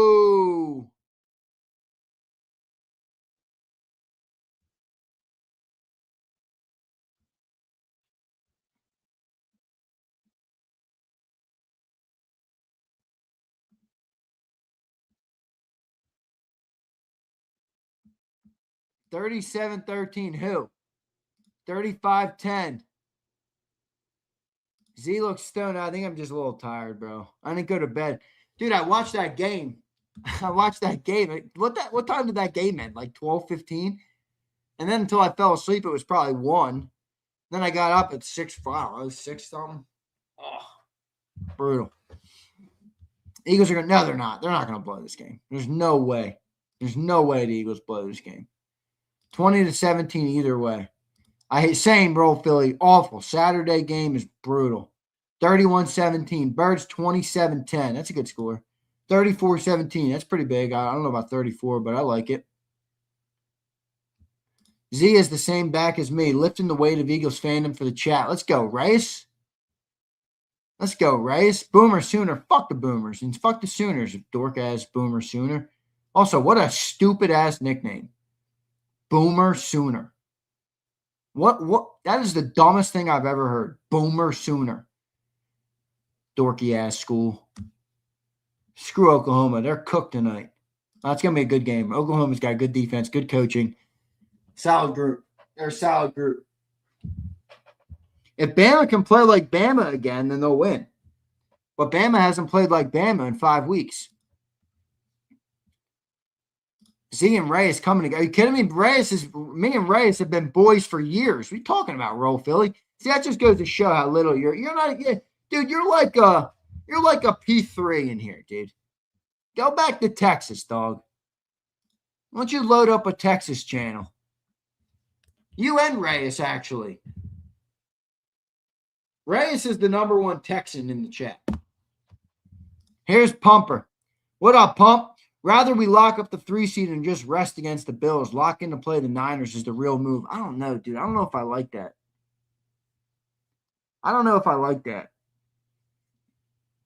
You want to rest them for 2 weeks? I don't know, dude. That doesn't sound good to me. I don't know why. I get it. People want to get healthy, but 2-week rest going into the postseason, I don't think that's a great thing. 31-12 Birds. SB Ricky, what's up, bro? Hope you're doing well. Roll motherfucking Tide. Let's go to Oblivion. I got to get my Roll Tide thing back on the wall. I really should have broke out the Alabama hat today. All right. Bryant Denny. I got to get an updated one because now it's Saban Field at Bryant Denny. Damn, this stadium is banging, dude. Such a banging stadium. Really is a banging stadium. Let me load up my back massager. That'd help. Let me load this sucker up. Oh God. Oh, it's upside down. You gotta be kidding me. Oh no, it's not. Oh, there we go. Oh, that feels good. All right, there we go. I don't think you see Jalen or Lane. Jalen Carter, I'm obviously assuming, yeah. We'll see. We'll see. That's fire. I want the updated one. Time to start another win streak. Gary, they need one, bro. They need one, no doubt about it. Man, that feels good. Oh, man, that feels nice. I know, Bruce. Turn this sucker down a little bit. Damn, that fucking thing is humming back there. Holy shit.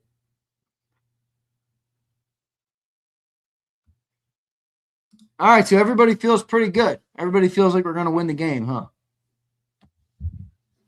Everybody feels like we're going to win the game. It is heated. Yes, it's heated. Our QB's got to get back to playing at a high level starting tonight. You're talking about Ty Simpson, I assume? Both quarterbacks for both of my football teams are not playing their best football right now. All right. Yeah, Miami, Texas A&M tomorrow should be real good. Miami, yeah, Ty Simpson, yeah. I agree. Ty hasn't been playing too good, HKP. He really has not. Like I thought he was going to have a chance to win the Heisman, and he just fell off. I don't know what happened. Dude, HKP, I'm sorry. You know what I'm struggling with this Bama team? I'm struggling with this coach, man. I'm struggling with this coach. I'm struggling with the coach. I'm struggling with the mentality of the coach. I don't know. Do I just miss Saban because Saban was so good? Oh, Ryan Williams. Don't get me. Ryan Williams is a product of the coach, dude. He's a softy McSharman. No discipline, no drive, no desire to get hit, go into contact, nothing. Ryan Williams is a McSharman. He ain't my coach. I just like Bama. He is your coach then, if you're a Bama fan.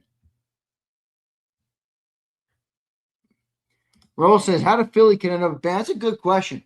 You know, I visited Bama when I was in high school because my best friend from high school, his sister went to Bama. And I went with him when I was real young. And I loved it. And I was also not a great student, Earl Philly, so I didn't have a great GPA coming out of high school. I had a great ACT score and SAT score, but I did not have a good GPA. I never tried in school. School was just not my thing to try on. But I'm smarter than you would believe when it comes to standardized testing and shit like that. I think I got a 30 on my ACT. 30 or a 31 maybe. I forget what I got. Pretty good, though. I know I got pretty good school or pretty good score. But that's what got me into Bama because it wasn't my GPA. It wasn't my GPA. My GPA kept me out of most other schools. If I redid college, I probably would have, with the idea of finishing, I probably would have had to go to a smaller school. Like I went to the big school and I partied. I got, I did what you do when you go to a big school. All right, which I'm not proud of, but I did. All right. I hope Ryan Williams does transfer. He's a bum. I don't know that they came out of nowhere, Akbar. The two best coaches in college football history are Alabama coaches. Now, they were very different eras, obviously. But here's Pump. What up, Pump? If we get the 2 seed, it's Bears or Packers. I'd rather the 3 seed versus the Niners. This team is the most vulnerable it's ever been. No real confidence. I agree definitely about the 3 seed. That's an easier road. But let's see what the Niners do, man. See what the Niners do. Brandon says, school is not made for men like you or me. Nah, I'm with you, Brandon. Nah, definitely not. Definitely not. When I was real young and I went to Catholic grade school, and my Nana lived like right up the street from the Catholic school. My Nana was like old school Catholic. She went to church every morning. And she was friends with all the nuns at my Catholic grade school. She would get a call like once a week. Oh, your grandson is in the principal's office again. Your grandson's in the principal's office again. That's pretty funny. She always defended me, though, my grandmother. But she gave me an earful when she was with me. She defended me to them, and then when she was with me, she broke out the wooden spoon, the old school wooden spoon. Zander, you better behave. Pretty funny. Pretty funny.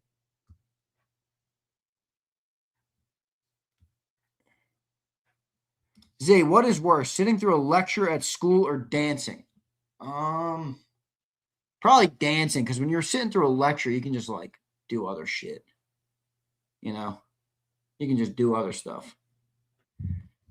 So I would say dancing is worse to me.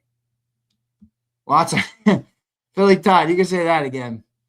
A lot more than distractions at Bama. All right. I got some wicked stories from Alabama. I will never say them on air. Some of the stories from Alabama will never be said on air. Simply can't do it. All right. All right. I love all you guys. I'm getting out of here. My back is killing me. All right. Appreciate it. Go Bama. Roll Tide tonight. Anybody watching that game outside the few Bama fans in here? Come on. You guys should like college football more. College football is iconic. Let's see if anybody picking Bama or Oklahoma. Anybody have a pick tonight? Love you too, HKP. Appreciate you, brother. Appreciate you, bro. Boomer Sooner. Die, Tide, die. Zander, there's a lot of ass at Bama. That's correct. Roll MF and Tide. F the Sooners. Roll Tide. Let's effing go. Every time I need to wet the willy, I drive by Arizona. All right, that's pause. Don't forget to hit me about those tickets. All right, Akbar, I'll hit you up, brother. OU 19-10. Sadly, with that Bama offense, that's possible. We win 23-16. I'm more into like the 21-17 ballpark, 2017 in there. I don't know. I'm thinking a big game for Jeremy Bernard tonight. And maybe we gotta use what's his name, the tight end more, Cuevas. Fucking throw to him. Ryan Williams is a letdown. So, all right, we'll see what happens. Hero, what's up, man? From Twitch. I'll be listening to it on radio. I can't find the stream. You don't get it on. You don't have anything on TV. What channel is it on tonight? Curtis, I didn't know you were born in Bama. That's dope. I'm an LSU fan. Well, buckle in. You're about to have a good run with Lane Kiffin. You're about to have a really good run with Lane Kiffin. Trust me when I tell you, Lane Kiffin is a beast of a coach. Everybody can joke about all the different stuff. Lane Kiffin is a beast of a coach. He's a beast of a recruiter. He relates to these young college kids more now than any coach maybe in the league. I think you're going to win a natty with Lane Kiffin.